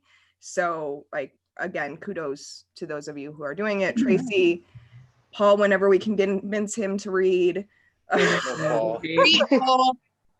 Everyone who's read for their first time in one of these. That's my little soapbox. I'll stop. There we No, go. it's a cute soapbox. It is a cute soapbox. It is. I read first with this woman. She's the first person who ever got me to go live. It's true. Mm-hmm. Who, Chris? Yeah, Chris is the first person to ever get me to go live, and honestly, like, was the greatest thing because I know that I know that I'm safe with her, and the people that she surrounds herself with. So absolutely, and it's one of the only reasons that I've ever. She's the only person who could have gotten me to do it. An amazing thing to say. I'll admit, I was the first. Chris was the first person that I read live on her open mics. Because even on my lives, I never read. I was just Q&A shit. Yeah. And And honestly, Chris it's just- is the reason I started reading in open mics. I created an account and I was like, I'm putting this out there. I'm, scared, but like all of a sudden I saw this community and I didn't even know what live streams really were. They were so brand new. Popped up a notification. This person you just followed went live. I joined and she was calling for submissions. And I was like, if I don't do it immediately, I'm going to get in my head about it. And I'm never going to get around to doing it. I'm going to give myself reasons why not to. I sent a poem and she read it and I was like, ooh, this feels nice. And then the very next time she asked if I wanted to come in and read my own. And from that point I've been hooked. So it's all her fault. It is all her fault. I don't think you understand, Chris, what you started, honestly. Like, regardless of what people will say, and I will keep saying it, like, till I'm completely done with writing, is that you started open mics on IG. Nobody was doing that shit the way you were. even when I first came on. Like, nobody was doing it the way you did. The way you invited people in to read for themselves, or you would read for them. Nobody was doing that. Nobody. And then you brought together an amazing. You brought together such a diverse group of people. It wasn't just one particular type of person that would come here, like to your open mics. It was a diverse, group of people, and you gave people a safe place to go. Like, you didn't tolerate the bullshit. You know what I mean? You didn't tolerate it, and that was always my thing that I respected about, the the community that you created, you know, and that's why I got like so much respect for you, you know, is the fact that you did. And you did it without stepping on toes. You did it without having to bring anybody down. You did it like legit. You know all what I by mean? yourself, like not a community page, which is probably the most impressive part about the whole thing is that you didn't do it on a community page, no platform but your own. You have And not only that, when I think the best part about, and even on here, and I love that you actually are doing them on here for this purpose, but it was always about bettering us as a writer, because it's not like we read it and we go, okay, praise me. Okay, I'm gonna go. Okay, bye. Like that's not what it was, and that's never what it has been. But on a lot of these open mics, that's exactly all it is. They go on, you read, everyone goes, oh my God, that was brilliant. And we go, oh, thanks. Oh, thanks guys, I'll see you later. And then you go, and you're like, oh, that sucked. No, you always fostered community, people interacting with each other in the comments. And you talk, like you actually discussed the piece, and like you would actually pick out lines so that we knew you were paying attention. It's not just, you've done a lot, and thank you. It's just, you should be proud of yourself. You should be proud of that, for real. I'm proud of you guys. What they're trying to say is you pop our cherry, Chris. You pop all of our cherry. Amen. For real. Can I get an amen? Amen. I'm sorry, my Patronus starting to kick in. Oh yes. Thank And you. that's not something that's easy to do. It's not like Mel said, I didn't even think about that till right now. You built a community without a community page. Yeah. You know what I'm saying? Like people know your open mics without the open mics having to have a separate IG page. You know what I mean? And that's like awesome. But it's 100% because you can tell from the moment that she goes live that she's authentic, that she's not here for herself or for any other kind of engagement metrics and, you know, algorithms or whatever. She's just there because she loves it, and she loves the community, and she loves us, and that's why it worked. That's why it worked. So Tracy, really what we're saying is good job on a mentor. Yeah. Thank you. Yes. In a nutshell, let's wrap this love fest up. Right. Good job on a mentor. I feel like I'm gonna die of embarrassment. You do it to me all the time. It's your turn. Yeah. Her face matches her hair. Now I know how to embarrass her when I want to. Yeah, everybody, Blue's here. Hi, Blue. Louie! Everything you're saying is true because, like, she does this and she doesn't do it because she feels like she has to. She does it because she wants to, and she enjoys it. She enjoys you guys. Okay, now I'm gonna cry. I'm not crying. I'm totally sobbing. Good job, Bluey. The best, Cute. dude. See? Yeah. That even says a lot for you as a mom right there. Exactly. Damn. That's my boo right there. All right, guys, let's get back to the poetry. Chris is like, if we have to. Stop. Don't stop. Don't. I do have to go though. You're fine, sweetie. I know it's getting late. I'm sorry. I work and tired. This is honestly like, this was amazing. Thank you guys so much. I'll try to be back next week. All right, good. Thanks for coming, Melly. Bye, Melly. Love Take all care. of you beautiful people. Bye. Bye, Melly. I'm so glad that she got to join us tonight. And she got her stuff to work. So, all right, we've got, we're an hour and a half in, if you can believe that. And we've still got a few people who haven't read yet. I know I've got an anonymous poet who wants some stuff read. So who wants to go next? I'm happy to go last. Yeah, you're gonna go last? Yeah. Okay, so Anna, close this out. I'll go. All right, All right, cool. All right, so this is my first time ever like reading something, so guys, bear with me. But I'm here. Virgin. Yeah, for sure. Popping Yeah, that popping my cherry. cherry, Chris, popping my cherry for sure. Yes. Okay, so here goes. It doesn't really have a title, but okay. Death is blunt Hits hard, hits fast. It'll catch you off guard, like through the mask. How to forget what you can't forgive, or accept the loss you were sure to win. Do you blame yourself, your selfish ways? Guess that's just life, an endless maze. I'm done with death. I'm done with pain. Not one more breath for the stupid game. That's it. You have rhythm. I was just gonna say that. Yes. Yeah. Just gonna say that. Appreciate y'all. I got So stuck on I'm- that's amazing. Yeah, I'm always completely jealous of anybody who has rhythm and rhyme and does that well. Amazing. But the depth of that piece too, on top of that, Yeah. That's a hard topic to get about. The content itself was amazing, but yeah, it's really hard to do rhyme in a way that comes off not forced. Natural. Yeah, it comes off the way you do it. It came off very natural and I it agree. flowed really, really well. Comes off with a good cadence that doesn't feel like it's forced. Exactly. Exactly. mine Yep. always sounds like a do do do do do do do do do do. Like a goose with rhyme, like it doesn't have that vibe at all. So Yeah.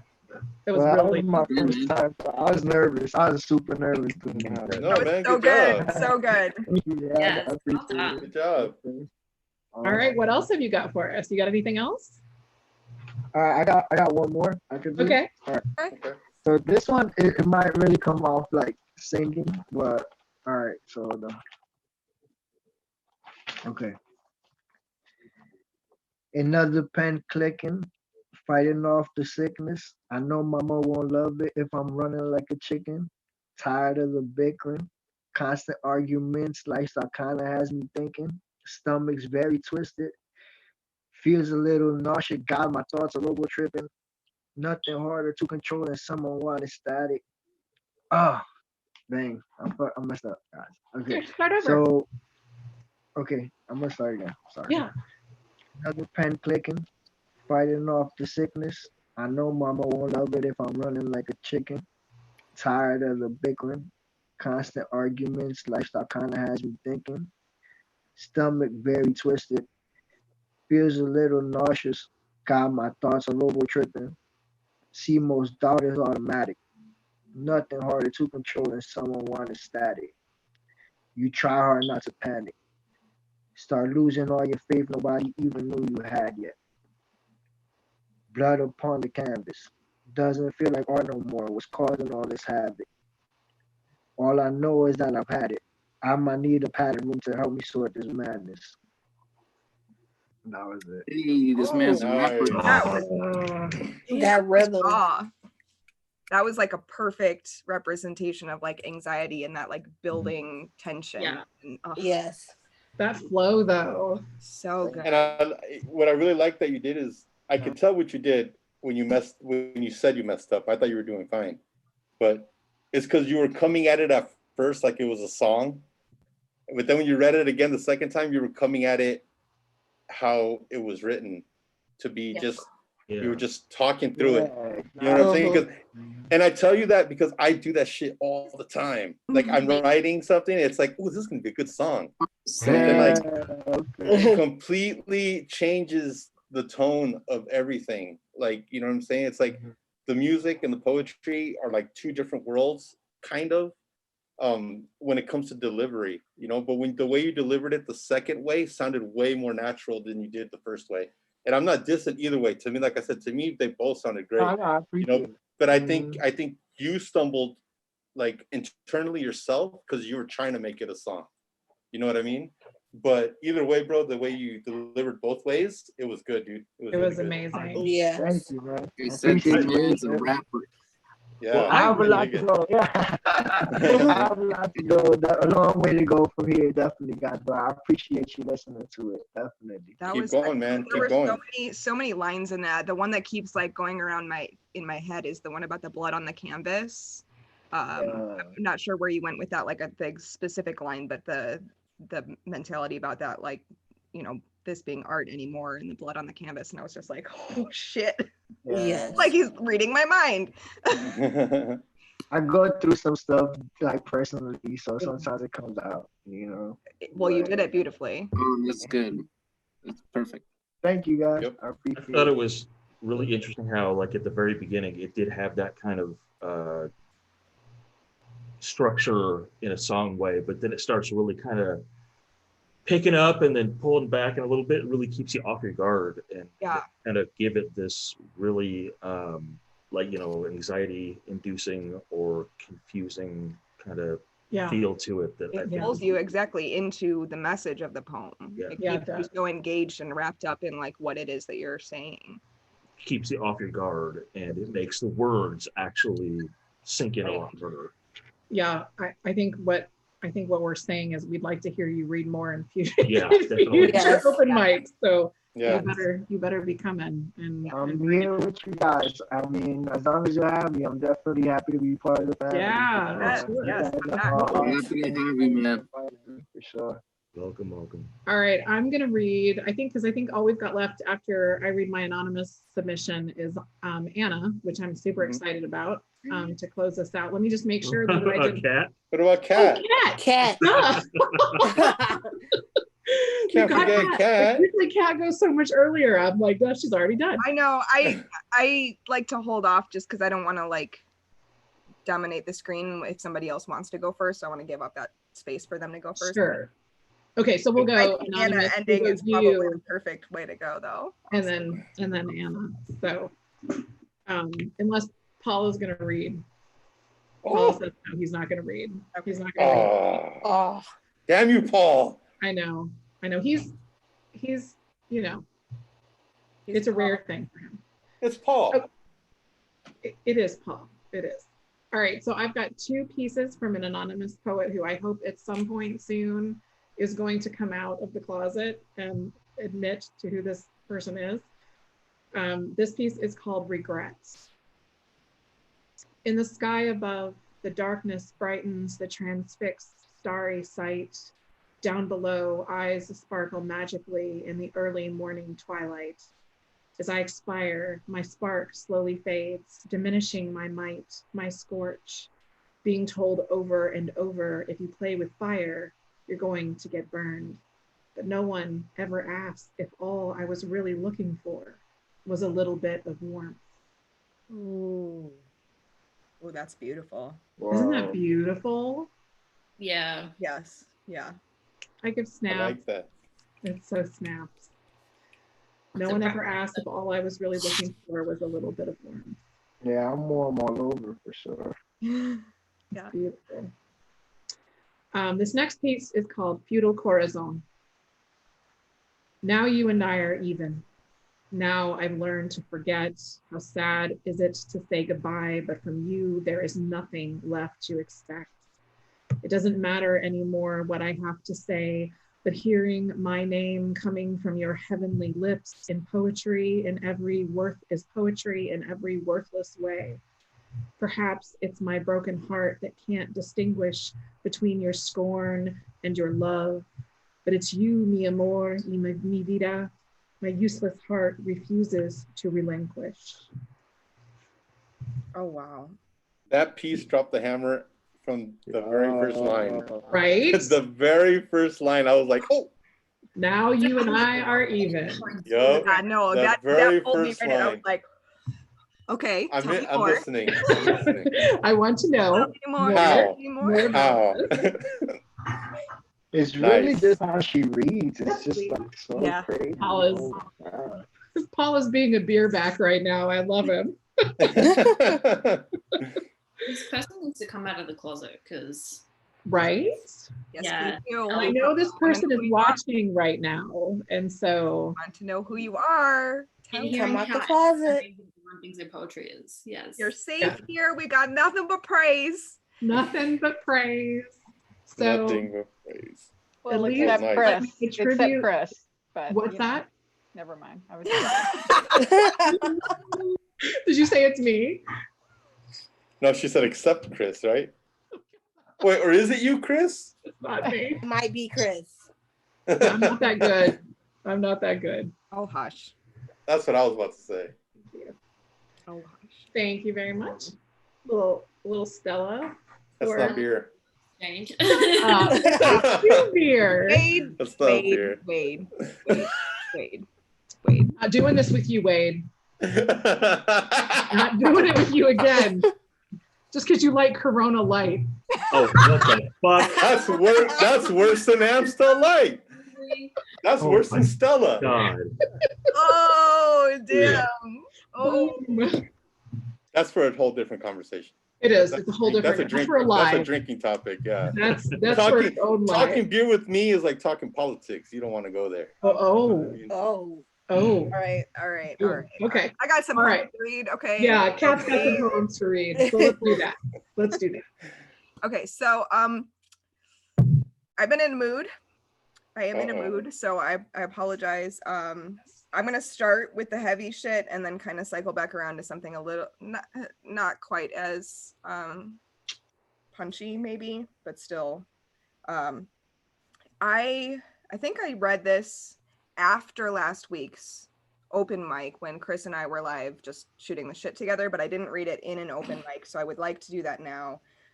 Give me just a second to get to my archive because apparently I don't have it on my page anymore. But because of topics that Chris has been awesome. Huh? I love your deep dark work. Oh, it's gonna get dark. So dark. Okay, so this because a lot of the stuff that Chris has been writing recently has been like really digging at some like, you know, wounds and old traumas and stuff. And I've had a lot of life things digging at old wounds too. I feel like it's just a common theme for a lot of people. I've pulled out 2 old pieces. I'm going to go with the harder one first. And that is my original poem that I wrote at the time of the Me Too movement. It doesn't have a title. It's just Me Too. But this is that piece. So trigger warning for those watching who aren't comfortable with that type of topic. This is my Me Too poem. Sorry. First kiss jitters might as well have morphed my juvenile lips into trembling wet paper for all the pressure it took your unexpectedly violent tongue to pry its way in. Princess movies never painted it like this. Me too. Bra straps snapped in math class. You look like Britney Spears' pubescent breath on my neck, cornering me with compliments in locker-lined hallways, teacher eyes rolling in the presence of boys that will be boys prowling, predatorily scouting freshly sprouted boobs. Me too. Opportunistic dares, never truths. Me too. Desire, mistook for more than it ever had a chance to blossom into. Mere hope for a kiss from a crush in a high school parking lot under the influence of cold, hard teenage rebellion, cocaine, and a painfully shy anxiety I'd hidden below my surface. A boiling leftover childishness turned to you, already on top of me, a no stuck in my throat, never to be heard. A school bus, never again synonymous with safe. Me too. Gruff voice out, open car window, an overwrought affectation of trustworthy. Where you going, sweet thing? Inching along, pace matching my sidewalk stride. Didn't I know you were just a good guy trying to do his good deed?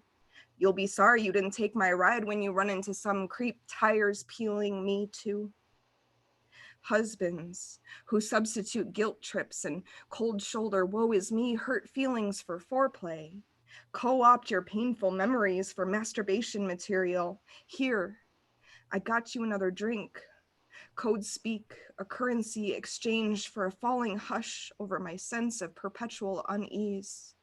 Me too. Kill yourself comments, the reward for my female perspective, vulnerabilities, punished opinions suppressed under catch-alls, whore, and slut. Me too.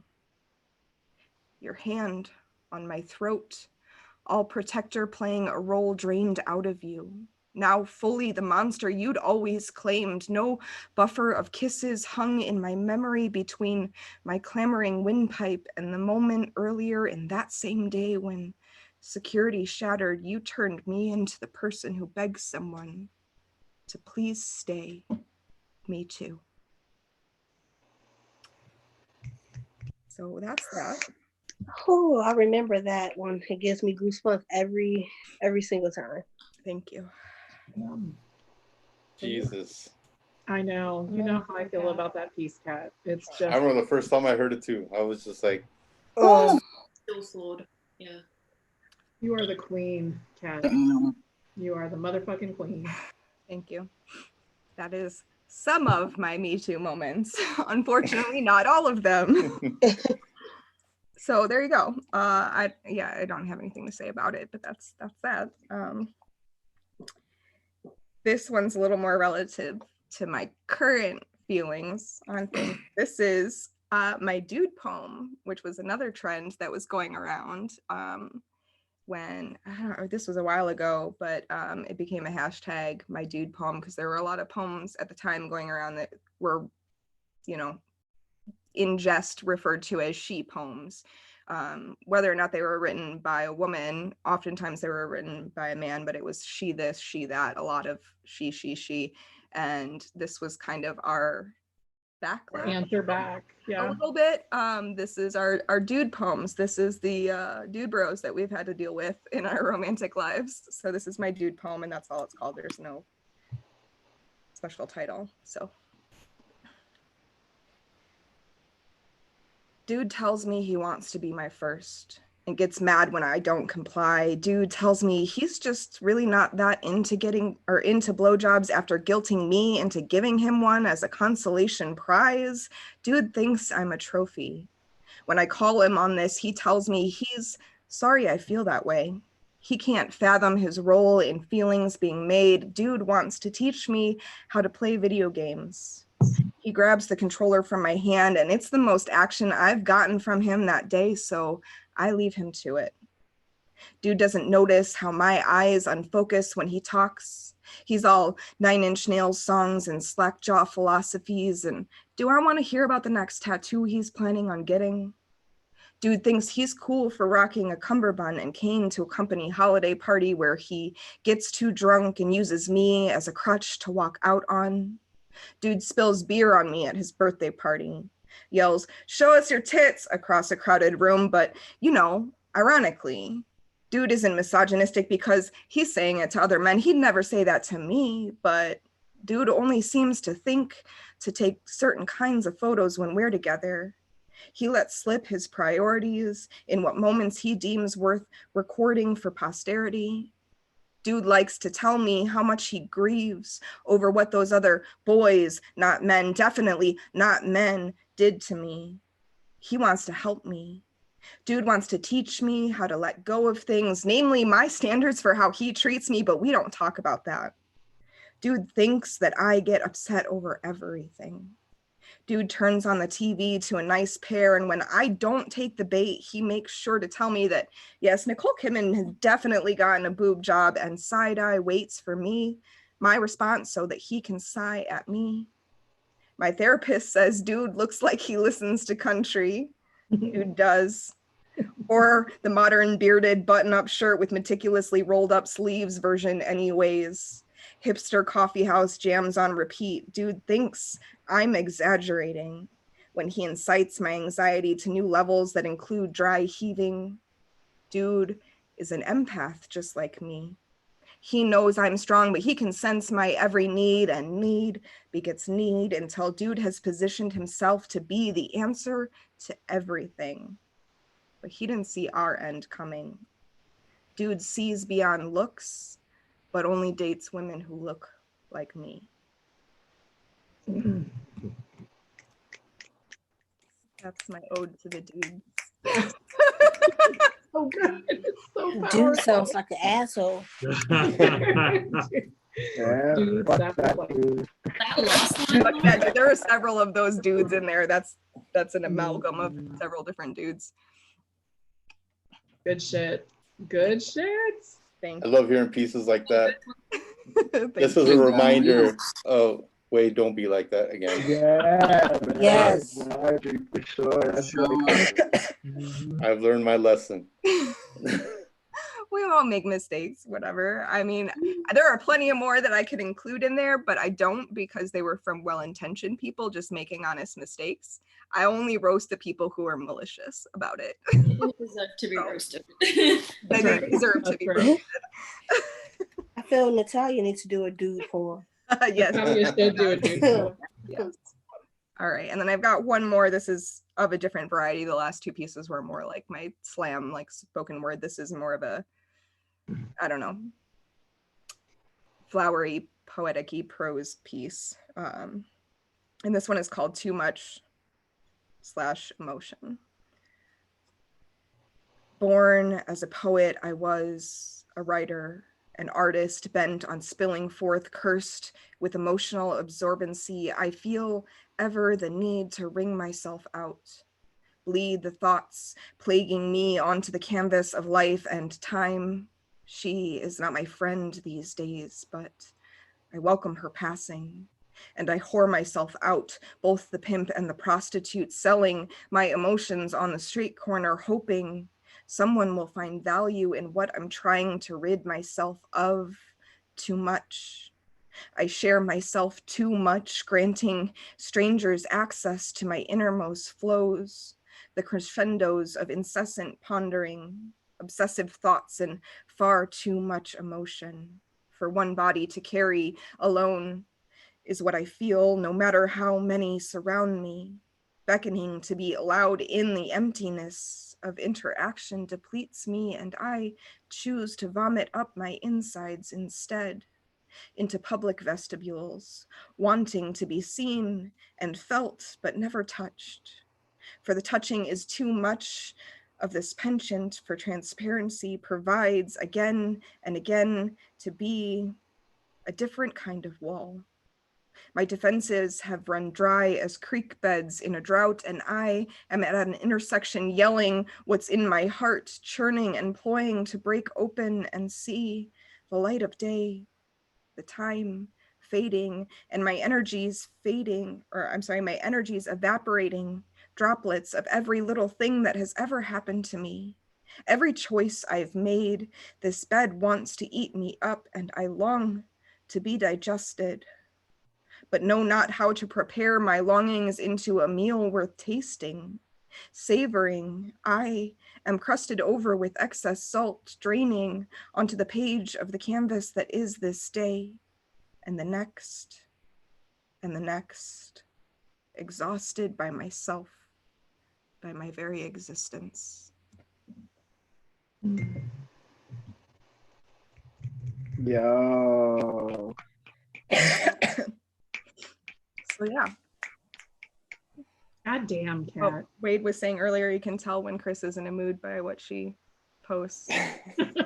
Those are the pieces that I picked from my archive. So can you tell how I'm what kind of mood I'm in? You are in a mood, but your moods are so lush and so lush. I love that. Thank you. They are. They're so descriptive and they're so deep.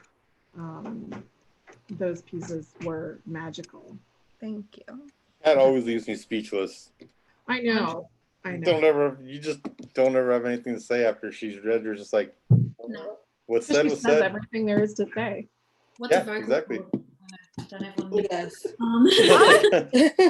No. I don't know. All right. The poets, Kat. Huh? Poems. Poems. Poets. Poets.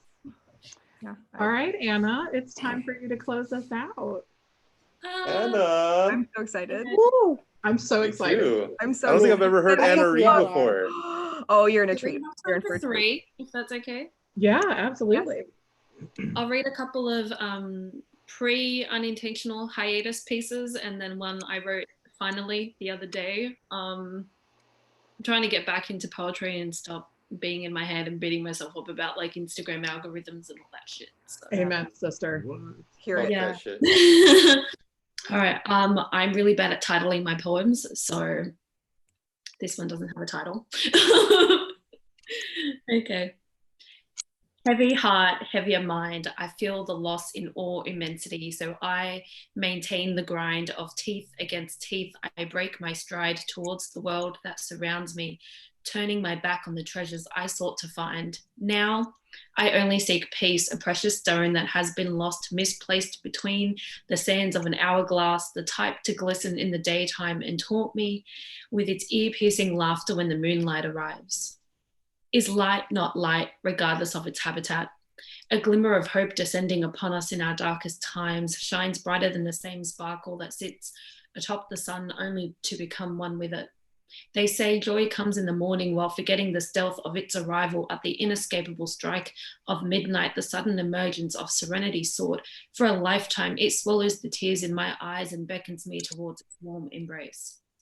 I am standing in the midst of a fire, but I need to be held, so I run towards it. Senses heightened, higher risk of scarring, precautionary measure preventing the leering fate of consumption, necessary to endure in order to witness the heart I have longed for form into fruition. The presence of a shelter alone does not constitute a home, so I let it burn to the ground, scattering the ashes of emotional residue that accumulated within me, running as though I were the beach-stricken breeze, causing the initially inspiring spark to ignite, a flame to take form into a marvelous bonfire, only to realize more magnificent fires can be attained through the accumulation of embers and destruction endured, combined with the nourishment, ashes, remains, and the cold, hard truth provided. Yeah. Oh. I have missed you, woman. I know. I have so missed you. Oh. I forgot how much I liked that piece, so thank you for this opportunity to read it. That feeds something in my soul. It The does. imagery and the descriptions in that piece are just like, damn. The metaphor. Pulled out the Serenity Sword. I was like, what? Oh, Thank you. Thank you. I'm going to cry because I literally I stopped writing and archived all my posts because I don't know, I felt like I was shit. So thank you.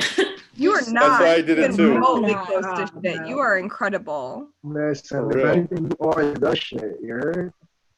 You're one of those people that when you leave, we notice. Yes. Because for a long time I was like, whatever happened to Anna? I remember she used to post all the time, and you just disappeared. Yeah. But it's good you're back. For whatever Welcome it's worth, back. complete honesty. There's people in the community that you look up to and you value their opinion highly because you value their work and their skill and their talent. Yes. Every time you would comment on a piece of mine, I'd be like, oh, I did it. I won something because I respect you and I look up to you so much. So honest to God, that's always how I felt. Wholehearted, feel the same way. Wholehearted, feel the same way. The way you put words together, the way that you write imagery, the way that you express pain and rebirth and every emotion that you do is like, I can't write like that. Yeah, but you do. But you do. So I'm glad you're Fuck back. the algorithm, Anna. Stay. Yeah, fuck the algorithm. It's Fuck the Instagram. algorithm. It's not you, I promise. Instagram is just an asshole. Yeah. You are So read us freaking another one. Yes. Thank amazing. you, and sorry for being emotional. No, don't be. I'm gonna have a sip of water and then get back into it. Okay. I think you guys have heard this one.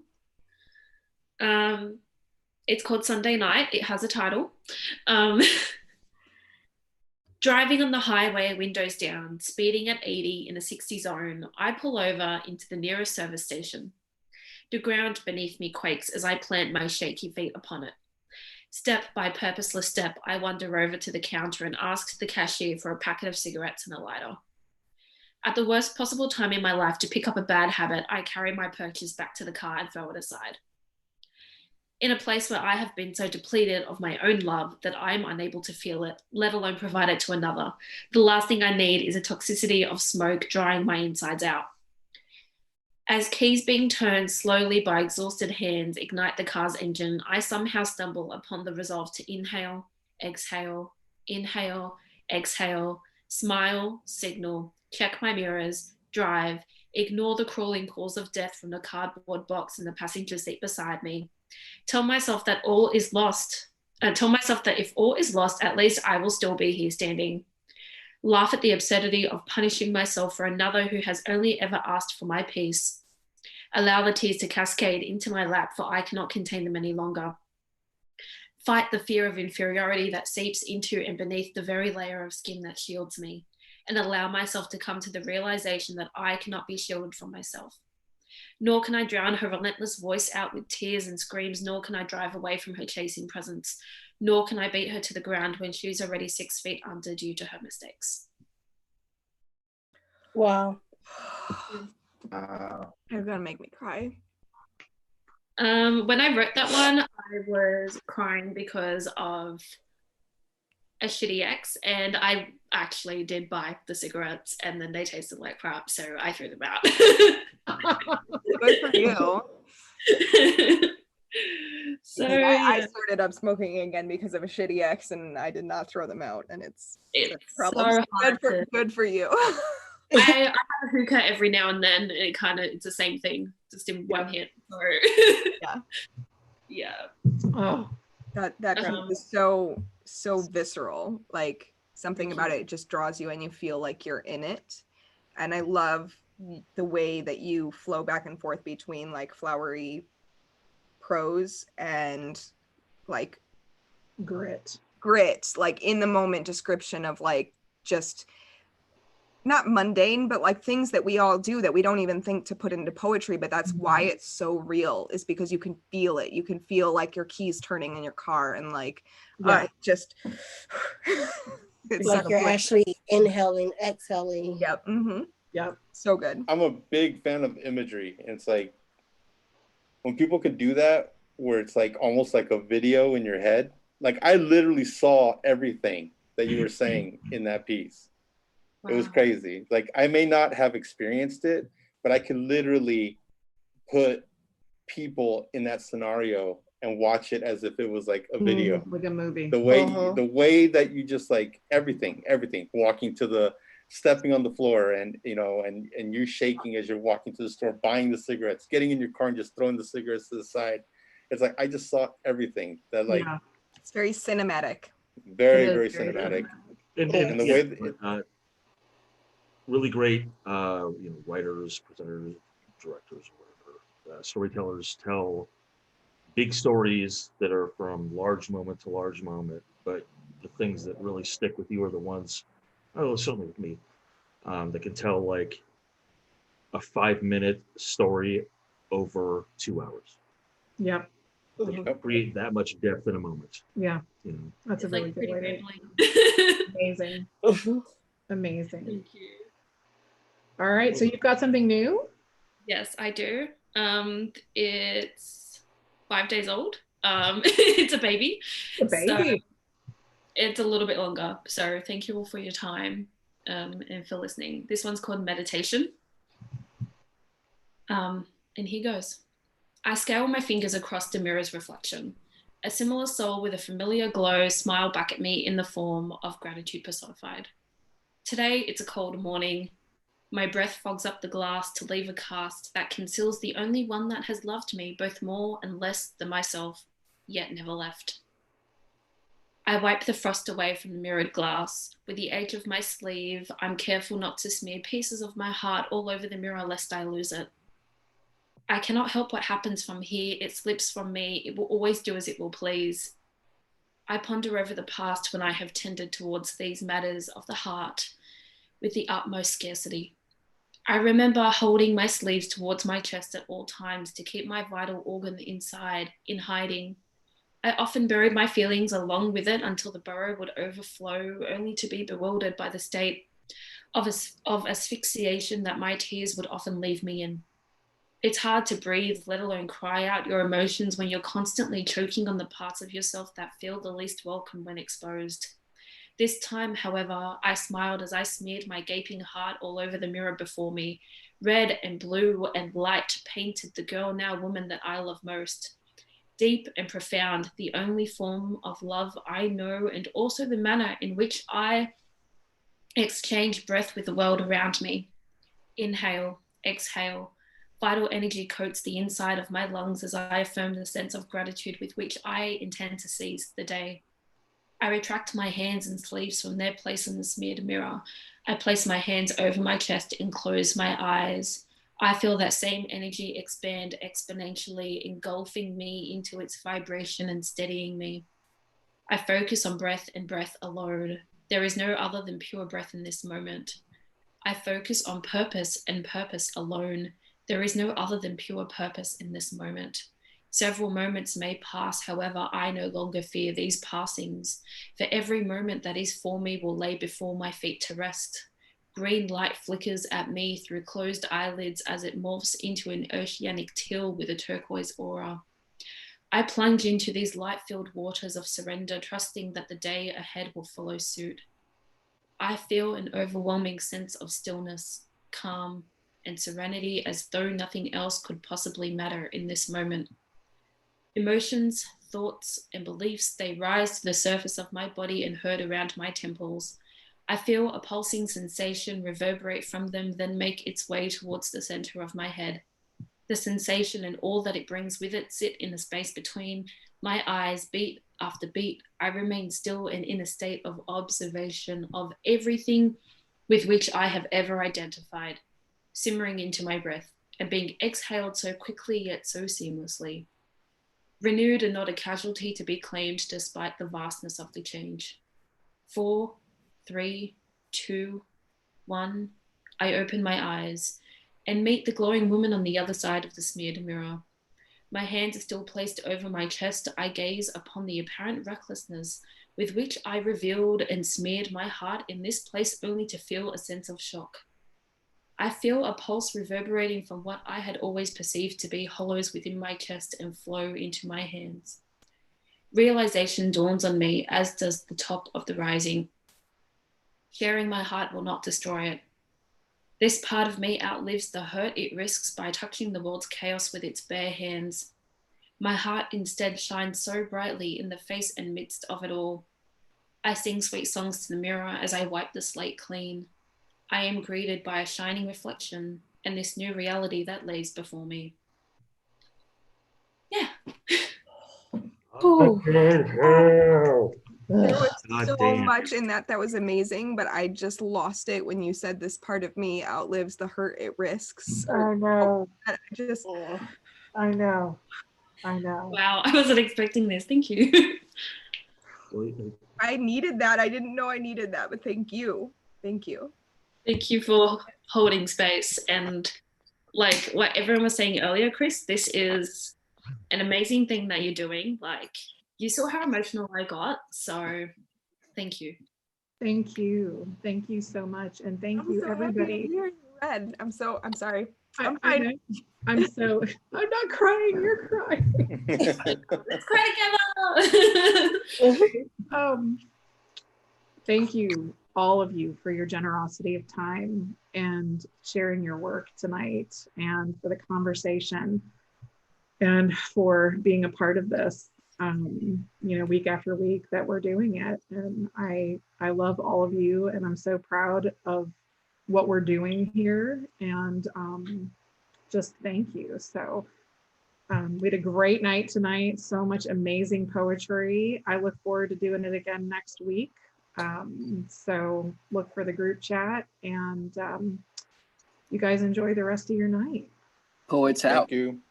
All right, Thank you, everybody. guys. Thank you. Everybody. All right, Bye. y'all. Bye. Later.